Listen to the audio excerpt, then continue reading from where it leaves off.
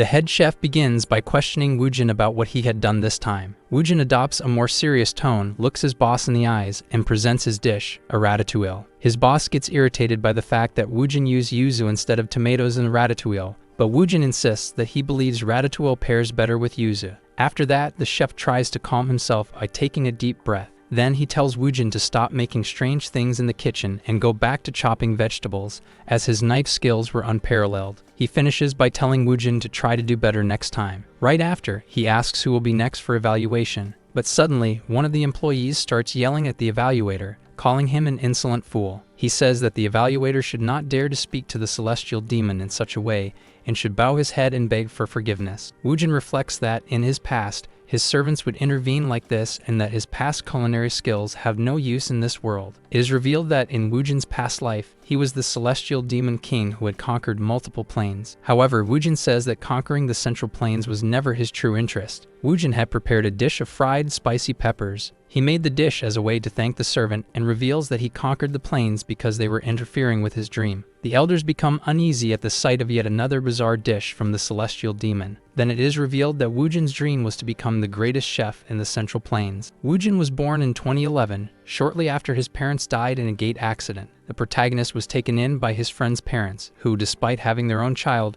treated him as part of the family. Not long after, his adoptive father also died in an accident related to the gates. This event drastically affected Woojin at the time, leading him to recall memories of his past life. In the kitchen, Woojin reflects that something is wrong, remembering that he had finally escaped the world of martial arts to dedicate himself to cooking. Woojin reflects that now he finally has his chance as he prepares another dish. But many people in this world do not like Woojin's food. Woojin is confused as he recalls that the elders of his past life adored his cooking.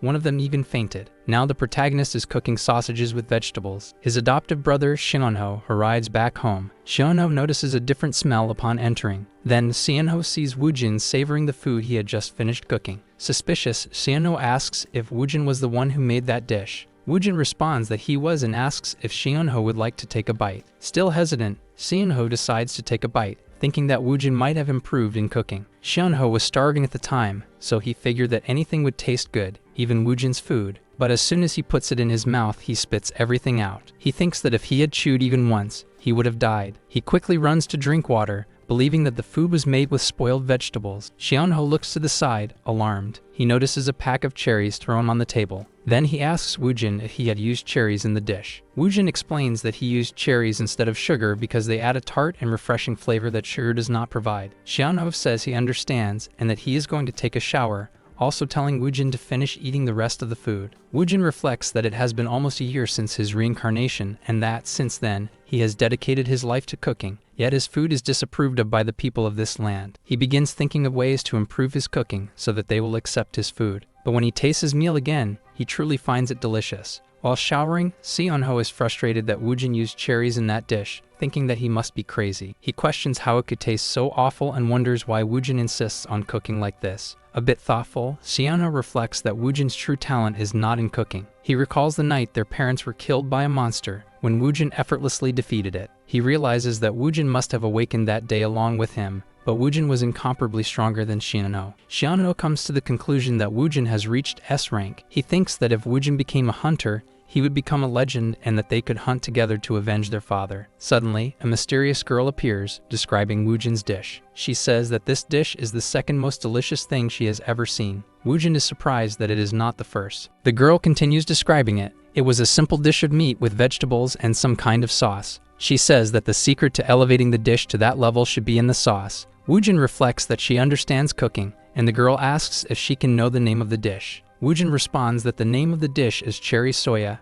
and the girl concludes that what defines the dish's flavor is either the cherry or the soy. As the girl eats, Woojin asks who she is. Then, the girl reveals herself to be the secret spirit of culinary arts. She says that spirits make contracts with humans to improve their skills, and that she is a resident of the Cooking Grimoire dungeon. She was born into that world to clarify that the world's cuisine was inferior, and that people's palates were ignorant. She claims to possess countless recipes that do not exist in that world, and that the protagonist could learn all of them, and that he could complete the ultimate flavor, which no one had discovered yet. The spirit says that she exists solely to achieve the final flavor. She continues by saying that she has met many chefs, but none were skilled enough to make a contract. But she adds that she thought that way until this very moment. Still confused, the protagonist asks what she is trying to say. The spirit argues that after tasting the protagonist's dish, she realized that he would be capable of completing the supreme dish, and then she asks Woojin if they would form a contract. But suddenly, the protagonist realizes that the spirit was tied to some item that Shinho had looted, meaning the spirit should belong to Shinho. However, the spirit girl argues that she has not made a contract with anyone yet. Woojin then says that the offer sounds good to him, but there is a catch. Suddenly, a light from the sky illuminates the place, and thus the contract was made. A smart panel appears in the protagonist's vision, stating that he has become the dungeon chef class. The protagonist is confused by so much information being thrown at him so quickly. The spirit girl says that they finally have a contract and that he can check the journal for more information. Woojin notices that the program states he is level 1 and has no access to the recipes yet, which leaves him outraged as he was the one who mastered the martial arts of the world. The girl panics, explaining to the protagonist that the level displayed there was not his true level and did not mean he was inexperienced. In reality, it showed the level of his culinary grimoire and his proficiency. The spirit says that Woojin can level up through missions and recipes from the grimoire, but he cannot access them because he is not a hunter. The girl informs him that the ingredients for the dishes are found in dungeons, but he does not have permission to access them. Woojin understands the situation and asks if he will gain access to the recipes if he becomes a hunter. The spirit girl confirms, saying that once he passes the tutorial tower and becomes a hunter, he will gain access to the grimoire's missions and recipes. Woojin remembers that his brother Shinho said the tutorial tower opens every 3 months. He looks at his smartphone and seems to understand something. Resentful, Woojin's boss thinks he might have been a bit harsh on him, but concludes that he had to say what he did. Reflecting on Woojin, the boss says that he is perfect in everything in the kitchen, except for the ingredients he uses, and that he single-handedly handles the workload of 3 people. A message from Woojin arrives on the boss's phone. He assumes the contact must be about their confrontation the previous day and feels bad. But in reality, the message states that he is resigning from his job in the kitchen. Mysterious towers had appeared worldwide after the gate incident, and it was discovered that those who completed the towers could use mana. The interiors of the towers change shape every time someone enters, and numerous trials suddenly began. Only those who defeat the monsters and traps within the towers can use mana. Despite the dangerous conditions, the number of tower challengers continues to grow, attracting those blinded by wealth, fame, and those who spend fortunes in the tutorial towers. The starting point of the towers was filled with desires and pleas. A hunter is caught off guard as a green slime attacks him. He swiftly dodges the slime's attack, and then advances, striking the monster's core. With that, the slime explodes, being defeated. After much effort, the slime dropped only slime fluids and its core. The hunter is furious for working so hard to kill 4 slimes and not having a single one drop a weapon. Still frustrated, the hunter says that all he ever gets is useless slime fluid and that he has already spent 20 million just on the tutorial tower. He lies on the ground, saying that he needs to rest for an hour to recharge his strength. Still on the ground, he thinks that, given the hard work he has done so far, he actually deserves to rest for 2 hours. Surprised, he notices that more people have arrived at the tower. He dismisses the newcomers, calling them strange and mocking them for entering the tower without even wearing leather armor. The ones who had entered the tower were Woojin, the protagonist of the story, along with his culinary spirit. Woojin notices that he was teleported in the blink of an eye and comments that this method is far more convenient than the ones used in the Central Plains. The spirit girl remarks that Woojin's outfit looks very different from those around him. The protagonist recalls that it has been half a year since he regained his memories and that he thought he had adapted well enough to this society. Woojin curiously looks around, observing the attire of the other hunters. Suddenly, one of the hunters warns Woojin that a monster is approaching and tells him to hurry before someone else steals it from him. The slime continues approaching the protagonist at a fast pace, but he does not seem concerned, while the other hunter shouts for him to be careful. With a single strike, he eliminates the slime and reflects that he should have brought armor, realizing he needs to be careful because the road ahead is long. The grimoire screen opens, stating that ingredients can be registered in the grimoire and asking if Woojin would like to register them. Woojin is confused by what he just read and assumes that the ingredients in question must be from the slime he just eliminated. Suddenly, 3 hunters shout, calling Woojin a bastard and intimidating him, warning him not to loot the slime's items. But Woojin is so distracted by his new culinary system that he does not even hear them speaking. Two other men tell the protagonist not to act tough, claiming that they have faced much harder battles. The spirit girl becomes nervous, saying that they are attracting unwanted attention and telling Woojin to drop the slime's items. Woojin realizes the situation is getting awkward and picks up a sword that was lying on the ground. As he readies his stance, Woojin reflects that before he arrived in the Central Plains, that place was a mess. In a fighting position, he states that this will be a good opportunity for him to climb the tower. The three hunters immediately take their stances and remain alert.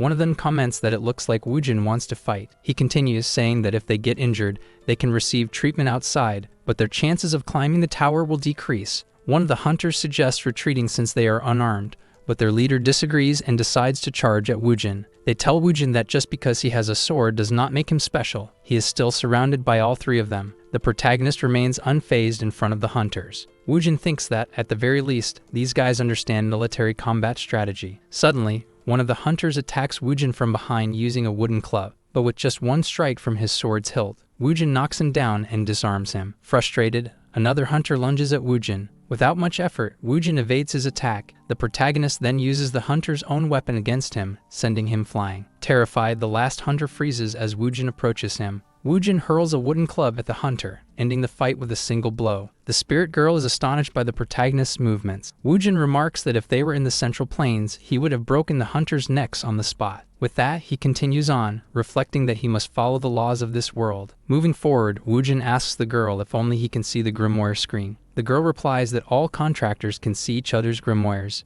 Woojin asks if he can register ingredients in the grimoire, and the girl responds that he can, even if he is not an official hunter. Without hesitation, Woojin quickly clicks yes on the open pop-up. The protagonist is surprised by the screen that appears, stating that the ingredient slime fluid has been registered. He assumes that all the items he had previously looted were also registered there, so he decides to check them one by one. He arrives at a screen showing the name of a recipe called slime pudding along with its ingredients, but he does not have permission to view it. The girl explains once again that he cannot see the recipe yet. She frantically continues, insisting that it is not the grimoire's fault. It is because he is not yet a hunter. The girl recalls that the grimoire has passed through many ignorant people who never understood its true value. She declares that in thousands of years, no one like Woojin has ever been ready for the grimoire and decides that she cannot let him go. Before the protagonist could finish his sentence, the girl screams into his ear, saying that she accepts everything except canceling the contract. Woojin is confused as the girl cries, begging him not to cancel the contract. The protagonist explains that he was only asking if he could create a new dish that wasn't in the recipe. Woojin says that he will create a new dish and that he sees no sense in blindly following someone else's method. Still terrified, the girl asks if that was really what he meant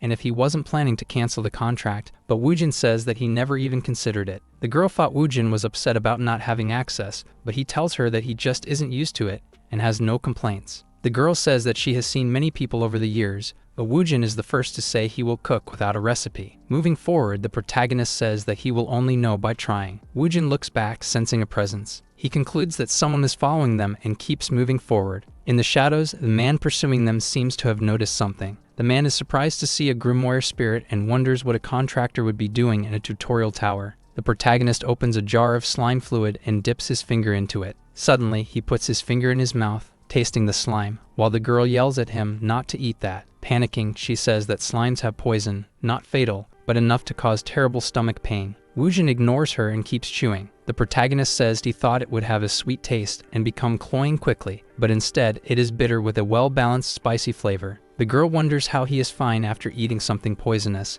while Woojin remarks that it would be great for desserts or seasoning meat. Still shocked, the girl says that as long as he isn't in pain, it's fine, and then asks what dish she plans to make. Woojin reflects that slime fluid has fast-acting poison, so the protagonist decides to apply yang energy to his hands to remove the poison from the ingredient. Then he releases yin energy to absorb the heat, and so the slime ingredient solidifies. The protagonist decides to taste a bit of what he has made. With that, Woojin decides what he will cook and reveals that he has chosen to make a yang gang. As several slimes approach them, Woojin says he will need plenty of ingredients. Later, in the same corridor, the man who had been pursuing them passes by, saying that something is wrong because there are too many weapons dropped on the ground. He picks up one of the spears and notes that its condition is poor, but it is still a good weapon. The man reflects that the protagonist and the spirit girl left behind all that equipment and only took the slime drops. He concludes that, given the number of weapons scattered around, they must have only been interested in the items dropped by the slimes. But even so, he does not understand why. He keeps thinking that slime drops are poisonous,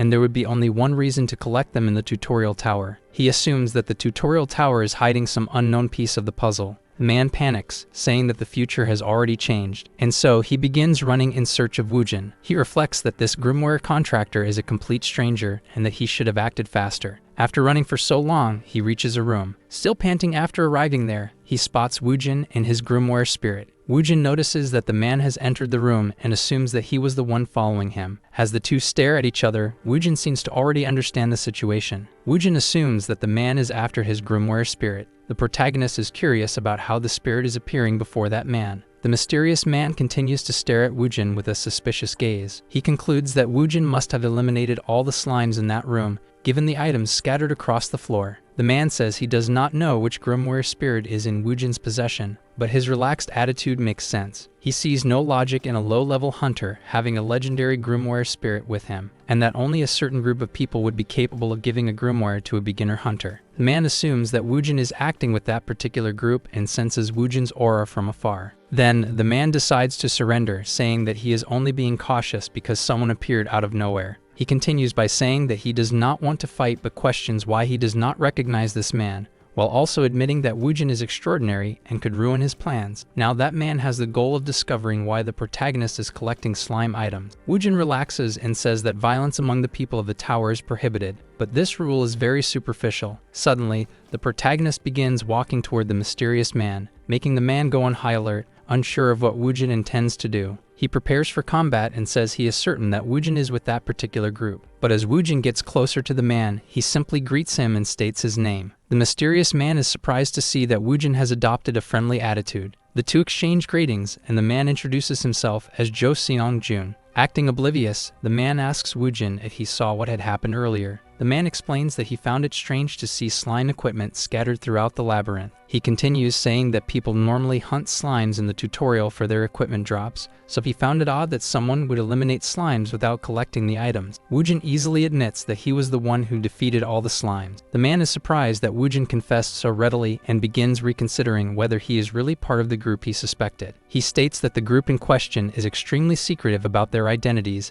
and would not act so openly, so the man assumes that Woojin is not with that group, but he still does not understand his objective. Still cautious, the man tells Woojin that his feat was impressive. He adds that they both have things to do and that he will continue on his way. The man reflects that Woojin is definitely not with the people he was expecting, but it is still strange that he is collecting slime items. Seong-jun considers that the hidden piece of the tutorial tower will be revealed in 20 years and wonders if Woojin also knows about it. He begins to suspect that he might know Woojin's origin. 30 years into the future, the world was destroyed. After the world's destruction, Seong-jun received a miracle called regression. He was able to return to the world 30 years in the past thanks to the power he received, but he does not remember anyone named Woojin. Since Woojin is not with the group he initially suspected, he wonders if Woojin also received the same miracle of regression. However, Seong-jun quickly dismisses the idea, saying it is impossible and a pointless thought. He departs with a serious expression, saying that he needs to focus on his own goals, because if he loses the hidden piece,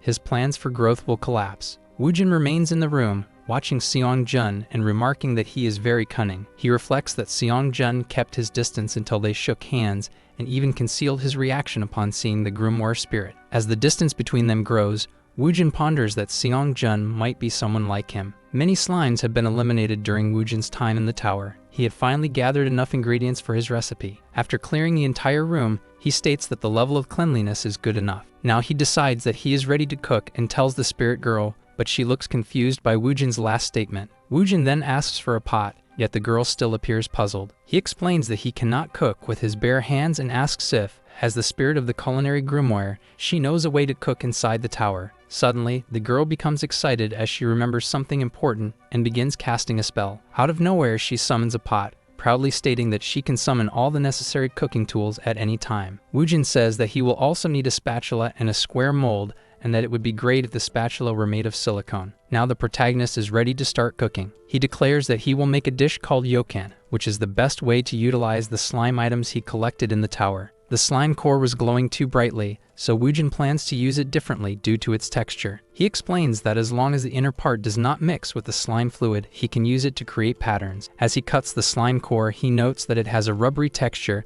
and decides to slice it separately and use it like tapioca. He then decides to boil all the slime fluid to remove toxins. After that, he pours the slime fluid into the mold. While the edges of the fluid dry, he adds the sliced slime core into the mold. He states that the melted part inside the pot is the key. Then he says that if the slime fluid cools down enough, it can be used as a broth. Afterward, he pours the liquid over the mold that already contains the other ingredients. Now, Woojin starts stirring with a spatula to create patterns in the dish. He explains that the patterns will change the texture and taste, keeping it interesting. Then he uses a freezing technique to cool the dish. After that, he rotates the mold to remove the yoken. And with that, he completes his new dish called slime yoken. Both the girl and Woojin are very satisfied with the result, and the excited spirit girl urges Woojin to cut a piece quickly. Suddenly, a message from the culinary system appears, stating that a new recipe has been added. The two look at the message, surprised as the information about the slime yoken made by Woojin is being processed. Then it is revealed that Woojin's dish is ranked F, and he is in disbelief at the result, while the girl tells him to check until the end. The dish's quality rating had not yet been revealed. Woojin then asks if the dish's quality is more important than its ranking, and the girl replies that it is. Suddenly,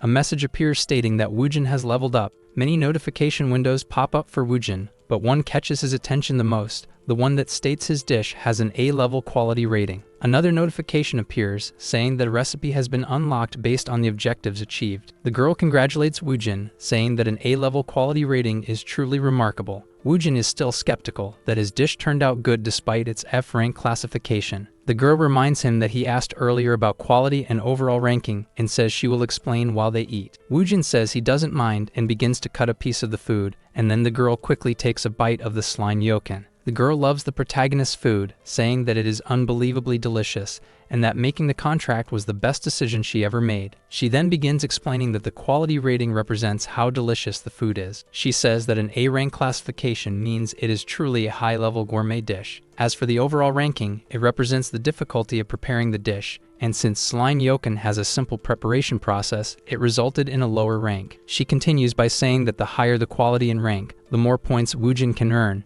and he can also gain more by completing achievements. Woojin tastes his dish and analyzes it, saying that it has a bitter and spicy flavor that merges with a sweet taste and that the texture is pleasant to eat. The girl tells Woojin that the recipe book has been activated and that recipes are the heart of the dungeon culinary grimoire. She continues, saying that Woojin can buy recipes with points and that there are all kinds of recipes for every type of delicacy. Woojin observes his panel, reflecting that dishes have been unlocked. The girl notices that Woojin doesn't seem impressed but concludes that it's because he was the one who made the dish himself. Woojin questions whether he has enough points to buy all the recipes, but the girl tells him that while he has earned many points, there is a catch. She explains that normally, one must complete missions to unlock recipes, starting with simple dishes and gradually improving their skills. Woojin then realizes that he ignored the conventional training method, and the girl confirms it. The girl explains that missions unlock recipes, and better dishes help level up faster, allowing access to even better recipes. She then states that in all the thousands of years, no one had ever created a high-level recipe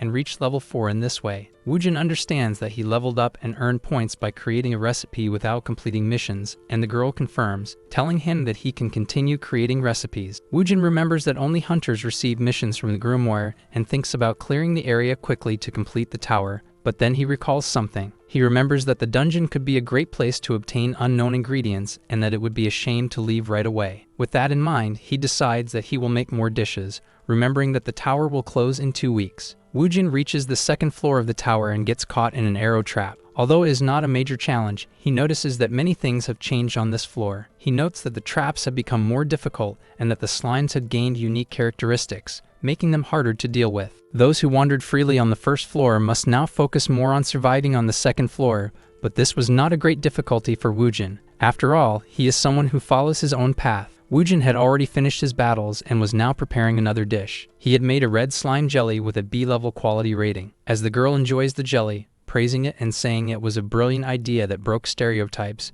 Woojin remarks that he has failed again. The girl disagrees, asking what part of that wonderful dish was bad, and tells Woojin that he has already made many dishes in the past 10 days. She says that the grimoire has leveled up to level 3 and that Woojin has gained 15 more points, but Woojin remains despondent, saying that it was due to his own lack of competence. However, he concludes that the reason his rating does not increase is the limitation of ingredients, as he has been searching for ingredients across 2 floors for 10 days. Woojin recalls that the first floor only had green slimes, while the second had slimes of various attributes, but even so, relying only on slimes is very limiting. He grumbles that if he had just a little chocolate, his dish would have been perfect. The spirit girl, who had been listening to everything, seems uneasy and tells Woojin that he has more talent than any chef she has ever seen. She continues, saying that Woojin needs fundamental knowledge to achieve good results. With that, she states that the passion for creating new dishes should be the virtue of a chef, and that Woojin has talent but lacks knowledge about the grimoire. Concluding, she argues that it is more important for Woojin to work on his foundations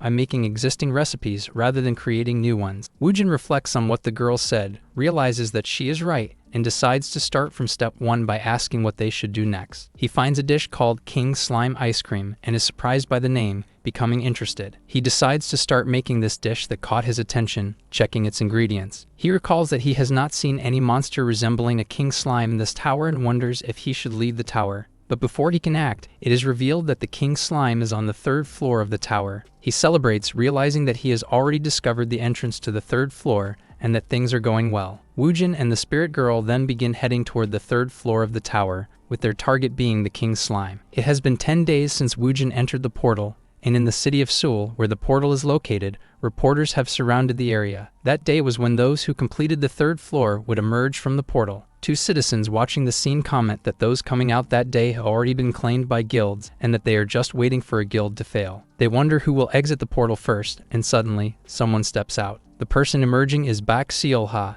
the first daughter of the leader of the Chianik Guild. Many reporters become frantic, eager to interview the remarkable rookie, asking if she will join her father's guild. She arrogantly states that she will refuse any interview that was not scheduled in advance and demands that they step aside. One of the observing men says that this is unfair, while the other asks why. The same man explains that it is unfair because she is beautiful, has wealthy relatives, and is also talented, and tells them to keep an eye out for someone they can recruit. One of them argues that no one who reached the 3rd floor of the tower would join a small guild like theirs, but the other counters by saying there are always exceptions. The man with glasses complains that they have to wait another 4 days since the best talents exit on the 10th day, while the 13th is their last chance to find someone promising. He adds that those who leave on the 14th day are just the quitters and the useless ones, so they must wait for them. Inside the tower, Woojin is still fighting slimes. Woojin comments that the structure of the 3rd floor is very different from the 1st and 2nd floors. He notes that while the 1st and 2nd floors were labyrinths, the 3rd is divided into separate rooms. Suddenly, he spots an entrance unlike any he has seen before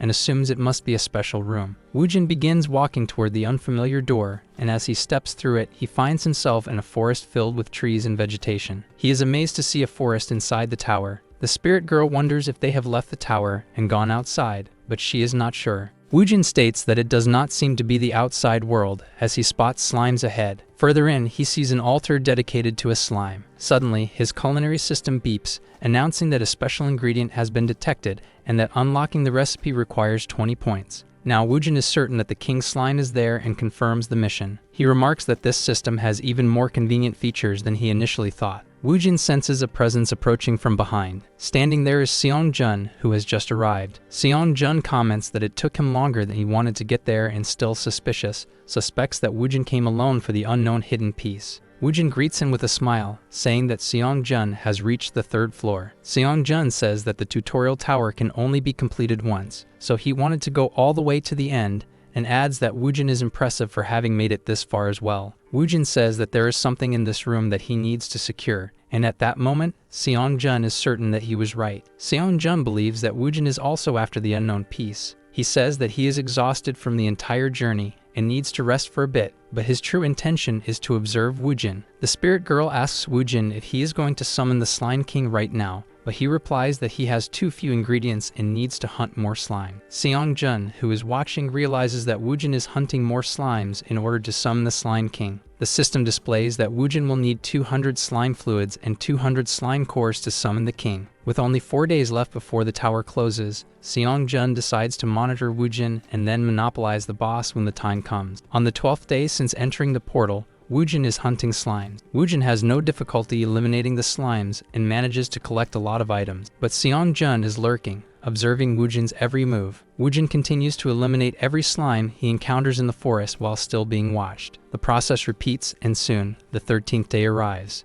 On the 14th day, Seong-jun reflects that the tower will close tomorrow. He remembers that this is his last chance to obtain the unknown piece in the tutorial tower, and that he cannot afford to wait another 3 months for the portal to open again. Seong-jun notices that Woojin continues collecting slime items and assumes that he already knows the conditions to summon the Slime King. Seong-jun thinks that Woojin is stalling before summoning the boss while he keeps watching him, noticing that Woojin has been eating toxic substances. He speculates that the grimoire has an ability that makes monsters edible, thinking that this would be very useful for survival in dungeons. But he quickly dismisses these thoughts as useless and tries to find a way to hunt the boss without Woojin noticing. Seong-jun had observed that in the last 4 days, Woojin would leave the area for 30 minutes to 2 hours. He notes that Woojin's return is unpredictable, like a gamble, but there is no other choice. With this in mind, he wonders if he will be able to defeat the boss and obtain the unknown piece in just 30 minutes. He realizes that hesitation leads to missed opportunities and decides to summon the boss at the next available chance,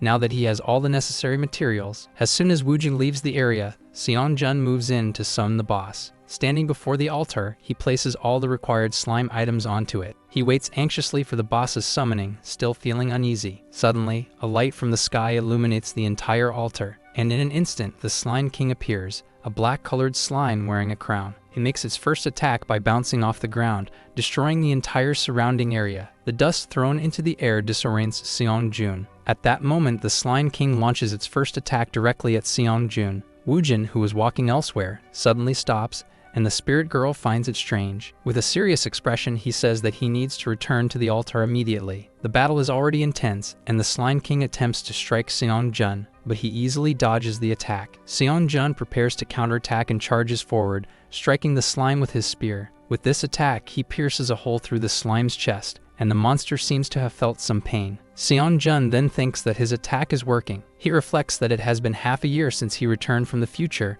and affirms that knowing the future alone is not enough. Suddenly, the Slime King enters a state of rage. Seong-jun thinks about how his meticulous preparations prevented the destruction of the world, and as the slime attacks, he easily dodges. Then, in a swift motion, he leaps onto the slime, declaring that he will not rest for even a single day. In the blink of an eye, Seong-jun is soaring above the slime, ready to drive his spear into it using mana. He envelops his spear in his aura and launches a powerful attack, striking the slime from above. After attacking, he thinks again about how his strikes are significantly affecting the boss. Before the slime can retaliate, he retreats to create distance. He reflects that his combat ability is far superior to what it was in his past. Still in battle, Seong-jun says that at this rate, he will be able to collect the unknown piece while dodging the slime's attacks. Meanwhile, Woojin has already arrived at the scene and is watching Seong-jun, commenting that he's not doing too bad. He observes that Seong-jun was not resisting the overwhelming power of the Slime King. Instead, he was letting it flow while adding his own strength. Woojin notices that Seong-jun appears to be around his age, but his skills do not match his supposed years. Woojin observes an energy radiating from the tip of Seong-jun's spear. The energy is weak, but does not seem to be coming from the spear itself. Woojin realizes that Seong-jun's abilities exceed his internal energy, and thinks that if he were his disciple, he would become much stronger. The spirit girl tells Woojin that this is the perfect chance for them to hunt the Slime King. But Woojin immediately reprimands her, saying that it would not be appropriate. He recalls how, in the past, Seonho was furious when someone stole his dungeon boss kill, and that the people he encountered earlier in the tower were just like Seonho. Woojin states that it is only courtesy not to interfere while Seong-jun defeats the boss, as the battle between Seong-jun and the Slime King continues to intensify. Seong-jun is struggling in the battle, and admits that even with his desperate training, it is still difficult to handle this alone. He notices that his mana is almost completely drained. As he is about to be struck by the slime, he reflects that this might be his last chance. He dodges the attack by sliding underneath and thinks that if he pierces the slime at this moment, he might be able to defeat it, to finally lay his hands on the unknown piece he has been desperately seeking. But something feels off when he lands his attack. As the slime collapses onto the ground, he suddenly sees Woojin standing there once again. He is in disbelief, saying that this is impossible. Seong-jun mutters that the pattern Woojin had shown him over the past 4 days did not work today. The moment he gets distracted,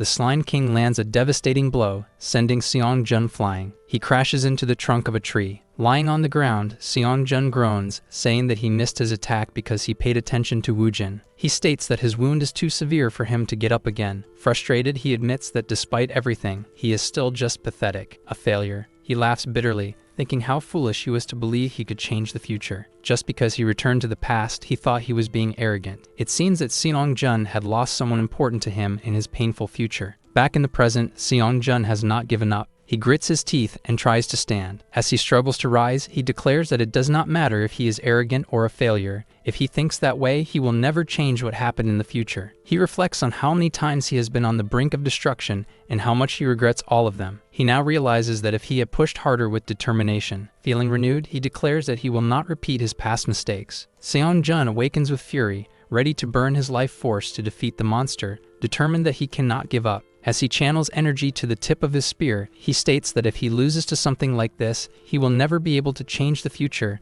and he is absolutely certain that he will eliminate the Slime King. Then he dashes forward to attack the slime, but before he can strike, he feels an intense pain. His attack is interrupted as he starts coughing up blood, saying that his body is in terrible condition. With the slime about to attack him again, he thinks that this is the end. But just before everything is over, he sees a streak of light slicing through the Slime King. He does not fully understand what is happening, and then he loses consciousness. Woojin had saved Seong-jun at the last second. A notification window appears before Woojin, announcing that the Slime King has been defeated. He receives the items Slime King Core and Slime King Fluid. The spirit girl is astonished that Woojin defeated the boss with a single strike and says that this level of skill was expected from him. As he looks down at Seong-jun on the ground, Woojin calls him a disgrace. Woojin comments that when Seong-jun noticed him on the battlefield, his focus wavered, leading him to take a heavy attack and panic. Woojin remarks that it was reckless to extract energy while his body was already injured, and because of that, he put himself in a terrible state.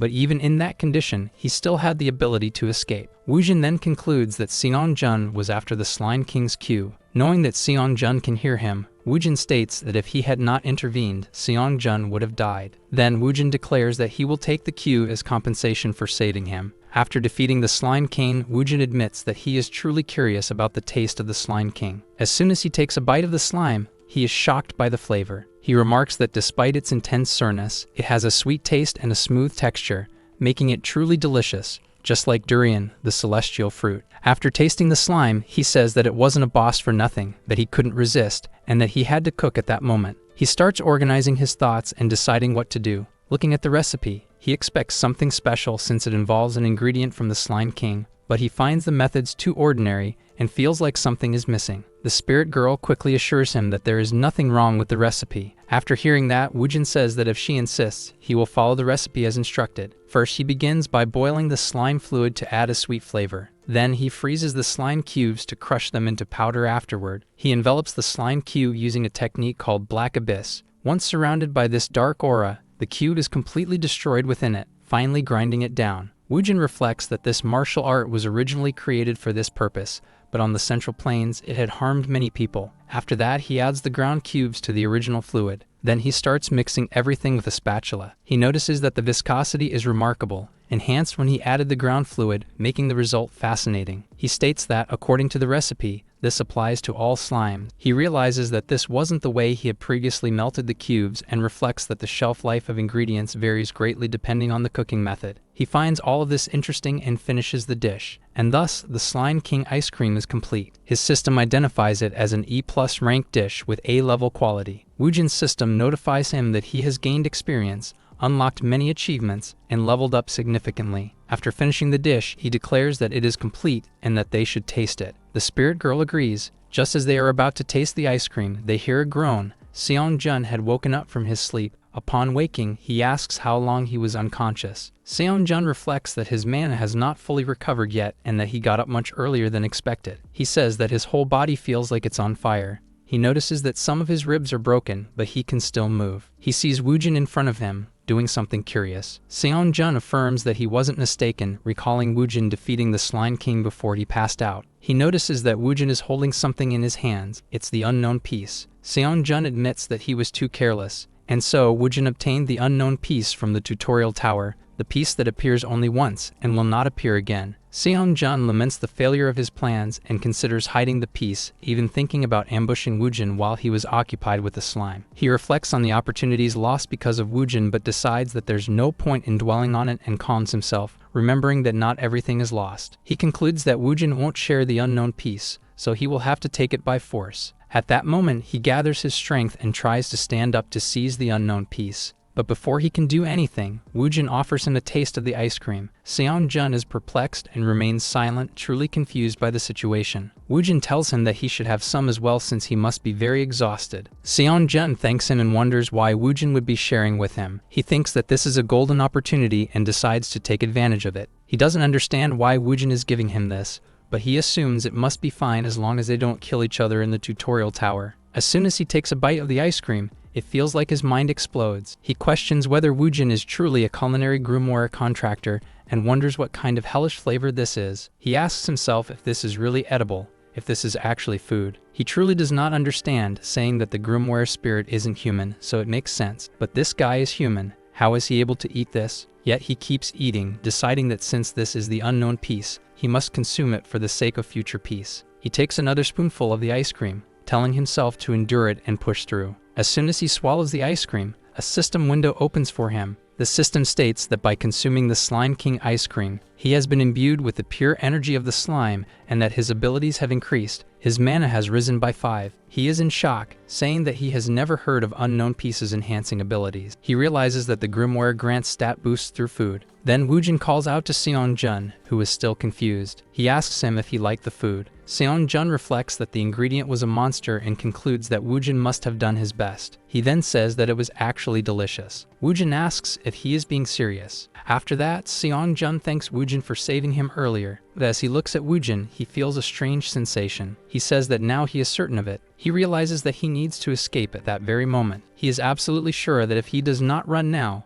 Woojin will make him eat another one of his dishes. Seon-jun quickly thanks him again for saving him and for sharing his food. But before he can finish, Woojin tells him that he has more dishes for him to try. Seon-jun rushes away, running as he says that he cannot trouble his savior any further and thanks him for everything. Woojin watches him leave and says that it is shameful. The spirit girl comments that, indeed, he is someone who appreciates the chef's cooking, and that she is the only one in the world who does. Woojin says that perhaps they will meet again. Jim mentions that the next day will be their last in the tower and suggests that they should gather more ingredients. In the city of Seiyuu, there are only 2 hours left before the tutorial portal closes. Suddenly, Woojin emerges from the portal with the spirit girl by his side. She says that it feels great to breathe fresh air after such a long time. Woojin states that they will return now, and the girl agrees. Woojin receives a message from the system congratulating him for completing the tutorial tower, officially making him a hunter and granting him access to the status window and inventory. Woojin is surprised as he reads about the status and inventory windows, but he suddenly senses a presence behind him and immediately grabs what appears to be a spirit. With his full aura, he intimidates the spirit that had been hovering around him. With a serious expression, he asks what it is. The frightened girl tells the chef to calm down. Another system window pops up,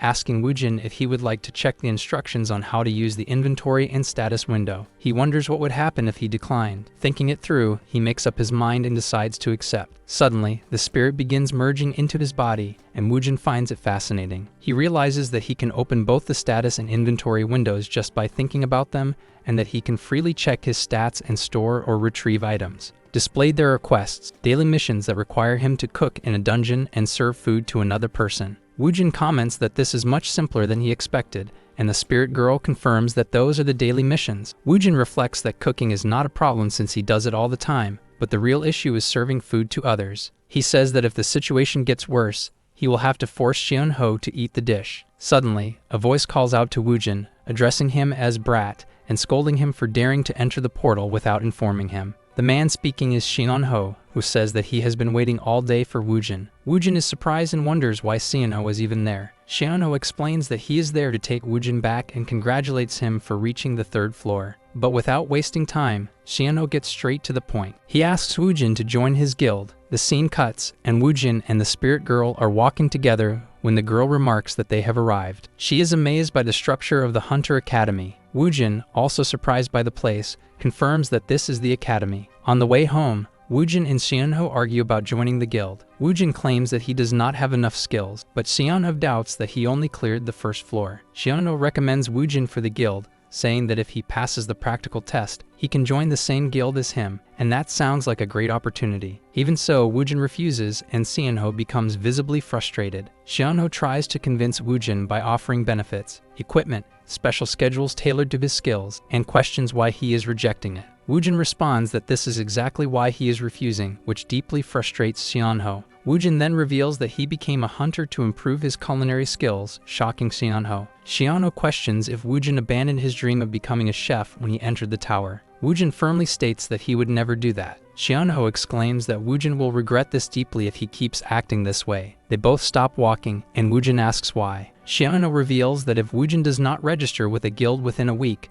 the government will send him to the Hunter Academy. Woojin is confused upon hearing the name of the academy, and Seonho says that it is exactly as he heard. Seonho then begins explaining that it is a state-run academy for hunters and that the treatment inside is terrible, making it difficult to transfer to private guilds. Seonho says that there is a lot of discrimination inside, and the education system is outdated. Woojin explains that the Hunter Academy can access any dungeon in Jung with an observer, but warns that the dangers are greater than they seem. Woojin gets excited upon learning that they can enter any dungeon and says he will think more about it, but is feeling a little tired right now. Seonho understands that Woojin is exhausted and eases up on him. Then Seonho tells him to make sure he decides before he gets dragged into the academy. Woojin replies that he will decide as soon as possible. Woojin receives a message on his phone and reflects that he only has until next week. The message was from the Hunter Academy, making him realize he needs to make a careful decision. While cooking another dish, Woojin reflects that, unlike the tower, where ingredients were limited to things like slimes, the outside world offers an abundance of options. Woojin says that thanks to this, he can create new recipes and gain 2 more levels within the week, but he failed the mission of serving food to someone else. He tried to serve food to Seonho, but Seonho refused, saying he would only eat it if Woojin joined his guild. Woojin then calls Seonho ungrateful. The spirit girl says that it's a shame and asks Woojin if he will still be a chef if he joins the Hunter Academy. Woojin firmly states that this is exactly why he became a hunter in the first place. Even if he joins the academy, he intends to keep cooking. Suddenly, Woojin receives a call from Seonho and assumes that Seonho must have already found out about his intention to join the academy. So he hangs up, calling Seonho an ungrateful brat. Woojin has now arrived at the Hunter Academy. They are surprised by the place, and the spirit girl comments that the atmosphere there is quite unique. They observe a young man who is very excited about becoming a hunter, but at the same time, he is filled with concerns about his future. As the spirit girl watches the people, she remarks that there are all kinds of people in this place. Woojin notices that, for a renovated but previously abandoned high school, the hallways and gymnasium are very clean. Woojin hears students talking about someone named Jay, mentioning an article that highlighted his achievement of reaching the 3rd floor and how he resembles the photo published. Baek Seolha is also there and is questioned about why she is present, considering that she had already joined the Chianik Guild. Woojin becomes curious about what kind of person she is. Woojin also spots Si Hongjun there and says that he did not expect to see him. The spirit girl notices someone on the stage and tells Woojin to look at him. She comments that the guy looks like he has a head as smooth as a griffin's egg. Then the entrance ceremony begins, and they are now about to hear the academy director speak. The academy director steps onto the stage and prepares to speak. He begins by introducing himself as the director of the Hunter Academy, stating that his name is Lee Chien-jae, while the students are startled by his intense tone of voice. Lee Chien-gi says that he is deeply troubled by the decline in the prestige of the Hunter Academy. Woojin notices that the energy of this speech reminds him of something. He recalls his most loyal subordinate, the leader of the 3 demons of the celestial demonic sect. The director continues, saying that there are many reasons for the current situation, but the most fundamental one is the lies and attitudes of the students who enter the academy. Woojin then notices something and mutters that he is here as well. The blood demon, Wak Chi-eon. There stood the leader of the 3 demons of the celestial demonic sect, blood demon Wak Chi-eon. Woojin is surprised to see Elder Guak in this world as the director brings up the chaos of the gate incident that occurred 30 years ago. He remembers that Elder Guak was his most loyal soldier, still valiant, and that Chai-eon once remarked that Ju Jiang Myeon, the leader of the Ju family, was similar to him. Jiang did not rely on items and became strong purely through training. And now he questions what has happened to the hunters of today. He asks who would enter the tutorial tower without protection, while Woojin reflects that the elder has found happiness in this world and decides that he will help him. Seonjun watches with intrigue, looking at the director,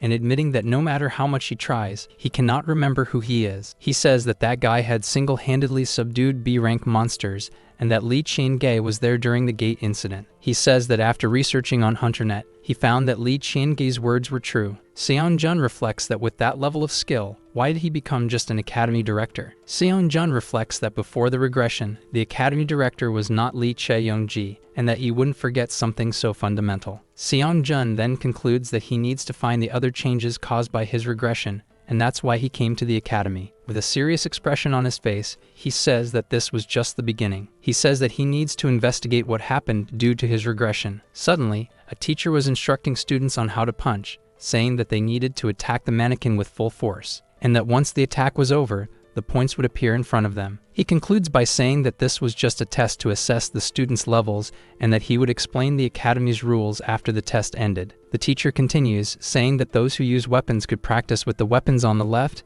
and then asks if anyone has any questions. A girl raises her hand and questions why they need to do it 5 times if once would be enough. The teacher explains that it is to measure how long they can maintain their maximum power, and another student asks what the highest score the vice director has ever shown was. The teacher then says that he is a B-rank hunter and that it would be easier if they use that as a reference. He then says that if there are no more questions, they will proceed, and he asks them to form a line and step forward. The first girl delivers her first attack, scoring 302 points. Another boy throws his first punch and earns a score of 272 points. Another young man attacks the mannequin and achieves a score of 403 points. Woojin, observing the other participants, comments that he already understands the scoring criteria. Despite some new techniques, the skills are disappointing. The spirit girl noticed a familiar person, and the next to take the test was Seong-jun. Woojin reflects that Seong-jun has returned and hadn't used his power before because he was concerned about him, wondering how Seong-jun will act now. Woojin says that based on the martial arts he had shown before, he should be able to score around 19,000 points. And then Seong-jun strikes the mannequin, and thus he receives a grand total of 3,097 points. Woojin realizes that he was hiding his strength since he had used energy on his spear in the tower. Woojin continues, saying that the score was very good and surpassed all previous scores, but Seong-jun must have a reason for hiding his power. Other participants say that finally it was her turn. And then, the next participant was Bak-seol, who was already on her way to the mannequin. The audience wondered how many points Bak-seol would achieve. She begins breathing deeply, preparing for her attack, while a blue aura of intense concentration surrounds her body. In the blink of an eye, with her incredible speed, she charges at the mannequin and delivers her attack. All the participants are amazed by the astonishing speed she displayed when striking the mannequin. And so the scoring machine was calculating her score, and with that magnificent attack, she reached 10,793 points, thus achieving a perfect score, which to her seemed effortless. All the participants are shocked and frightened upon seeing that she achieved a perfect score. Some guys wonder if she was using some kind of artifact, but they quickly realize she wasn't. Woojin then attacks and scores 222 points. Thus, he decides it is best to stay out of this competition. Seong-jun and Bak-seol's high scores became a hot topic among the students, leading Woojin to enroll in the academy after receiving the rules from Min-sung. After some time, the Hunter Academy dormitory is shown. Woojin, who was already cooking, says that the dormitory wasn't so bad. Woojin then observes that there was a different kind of freedom there compared to his home, and while cooking he realized that salad goes well with blue slime base. Woojin's brother had told him that he would be exploited at the academy, but Woojin wonders why he would join a guild in such a troublesome place. He reflects that at the academy, he can cook whenever he wants and can serve others. Woojin says that besides that, the classes are very interesting and that he needs to learn the basic theory with many subjects about common dungeon monsters. Woojin says that students complain that they can find information quickly on the internet, but underestimate the value of learning directly from teachers. Suddenly, Woojin says that now that he thinks about it, today was the day he needed to do something, and that he should leave before it was too late. Now in the Hunter's Academy gym, the instructor greets the students, and it seems that a new activity is about to begin. The instructor starts by saying that today, as previously announced, it would be their first mission, and he would now announce the teams for the dungeon exploration. The instructor says that he will now call the students and the hunters with observation skills. They will lead the exploration of a low-level dungeon as a team, and with that, the instructor proceeds to call out the names. Woojin reflects that a dungeon exploration mission is really exciting, and after that, the instructor starts calling the students in order. Then the instructor announces that the next team would be Yu Se-yeon, Park Il-ho, and the observer hunter would be Yu Woojin Kim. Kim Jong and Lee Ji-yi were in another team, and their observer would be Kim Jong-do. And now, the instructor was about to announce the last team, Chian Woojin and Bak Se-young, the girl who had scored 10,000 points. Woojin becomes alert upon hearing that he would be teaming up with Bak Se-young. The girl doesn't seem very pleased about having to team up with such a weak hunter. The instructor announces Kim Chi-guk as the observer hunter, leaving the students surprised as they associate him with the renowned hunter from the Ju family. The spirit girl comments that it seems like this guy is very famous, and with that, the announcements come to an end. The instructor explains that after the presentation of the observer hunters, they should find their teams, most of whom are from the academy, while others are guests. As the entrance doors open, the instructor concludes by saying that their task is to complete the exploration dungeon under the guidance of the observers. At that moment, the hunters had arrived, and the students were supposed to look for their respective teams. Kim Chi-guk entered the gym, causing an uproar among the students, who wondered if the academy had really recruited him. Kim Chi-guk quickly made his way toward Woojin's team. He said he would speak casually and asked if that was okay. The girl responded that it was fine, and Kim thought that this would be a good opportunity to do a favor in exchange for something from Chian-ik. Kim explained to the girl that he had declined being a lecturer but accepted because of his connection with Chian-ik and the Ju family, suggesting that she should learn from a B-rank hunter like him. The girl looked at Kim with disdain and firmly stated that she was just Cadet Baek Seol from the academy, not the daughter of Chian-ik from the Baek Dujang Guild. Kim felt awkward and said he understood and would be more careful from now on. The spirit girl, who had been observing, commented that this guy was irritating and seemed to be disrespecting them. Woojin said nothing and just continued watching. Kim revealed that he had analyzed the list of available dungeons, all of which were focused on training, and showed his phone to his two teammates. Baek was surprised by the location they were assigned and asked if they were really going there. Kim confirmed with a serious expression that they were heading to the Killer Bee dungeon. They had arrived at Nanguru Station, where the entrance to the Killer Bee dungeon was located. Kim explained that although the dungeon looked like a pleasant park, hunters avoided it due to its F-rank classification. The reason was the killer bees, treacherous F-rank monsters. Baek thought that this dungeon would be too dangerous for Woojin. She remembered that Woojin had scored very low on the test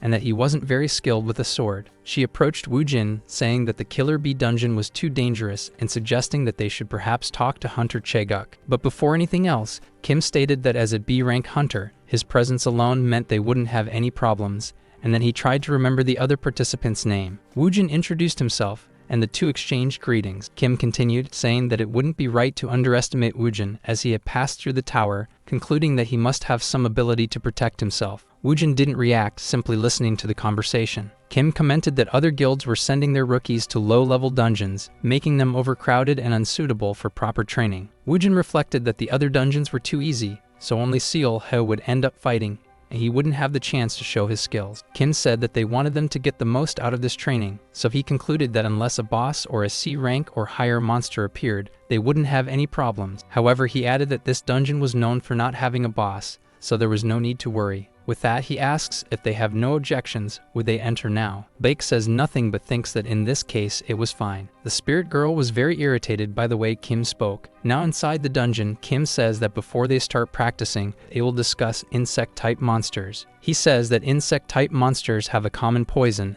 and that they have already learned about it in class. Kim quickly attacks, piercing through a bee with his spear while mentioning the swarm controller, and that if you neutralize one of them, the rest would be much easier to handle. Baek had already located the leader of the bees all at once and attacked it immediately. Kim praises her work and explains that the mana of the bee leader is unique but difficult to identify without experience, proposing another method. Woojin was searching the area for ingredients while Chaeguk and Baek conversed. Woojin finds a fenestra plant and notices the diversity of ingredients compared to the tutorial tower, deciding to collect as much as possible since they only exist in dungeons. Kim says that if Baek requested it from the Ju family, she could have private lessons whenever he had time. Kim grows curious upon seeing Woojin's behavior, wondering what he has been doing since they arrived. Kim, looking down on him, orders Woojin to stop collecting grass and follow them, thinking that academy students are useless. Baek just observes and says nothing, thinking that Woojin is like a textbook. Kim emphasizes that the basics of dungeon exploration consist of prioritizing an understanding of the environment and ecology during exploration. Growing impatient,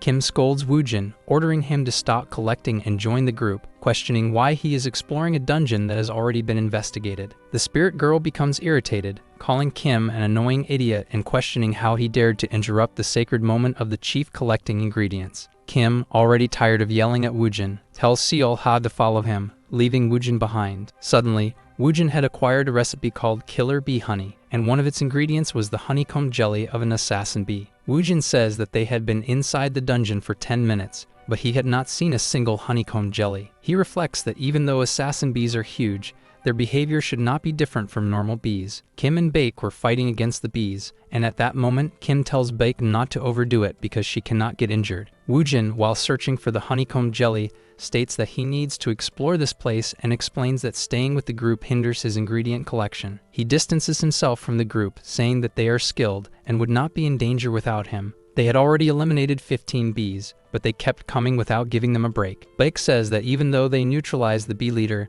the bees continued moving as a group from the beginning. Baek reflects that if it weren't for Kim, they would be in serious danger. She says that this dungeon was much more dangerous than she had heard. She adds that if it was like this for her, then for Woojin, it must be even more complicated. But when she looks back, Woojin had disappeared from her sight. She becomes confused, not understanding the situation at all. Kim says that in situations like this, but before he can finish his sentence, Baek says that he is gone. At first, Kim did not understand, so Baek clarifies that Woojin had disappeared. Kim panics upon hearing that and begins shouting Woojin's name, hoping he will appear. Kim becomes extremely stressed, calling Woojin an idiot and saying that he never liked him, especially for just collecting grass while they hunted. Suddenly, the two hear an incredibly loud thunderous sound. Kim feels his head shake and his vision blur, realizing that the sound was different from the flapping wings of the assassin bees. Baek also feels her head hurting due to the deafeningly loud sound, and suddenly, a red window appeared above their heads. The two panic, not understanding the situation at all. The alert stated that, enraged by the intrusion into her nest, the queen of the assassin bees had revealed herself. Many bees launched a coordinated attack. Woojin, while cutting them all down, says that he made the right choice by distancing himself from that place and that he had many ingredients to collect on his own. He says that the faint sweet scent he had smelled before was getting stronger and that there must be even more precious ingredients ahead. While sniffing the scent, Woojin notices something along the path. The spirit girl who had fallen behind asks where Woojin is going and insists that they should stick together. As they walk, they come across a massive cave. The spirit girl questions how they didn't see it before, and Woojin explains that it was located deep within the dungeon. Woojin reflects that if he hadn't trained his sense of smell to find honey, he wouldn't have discovered the cave, and it was rare for anyone to come near this place. As he walks through the cave, he says that they might have found the source of that sweet scent. The spirit girl is amazed upon discovering a massive beehive and names the place the Honey Mine. Woojin is surprised by the size of the honey rocks and says that he would like to taste them to know their flavor. But as soon as Woojin touches the rock, a warning alert appears before them. Woojin turns around and sees that the warning states that the queen bee is enraged by the invasion of her nest. A loud sound echoes after the announcement appears,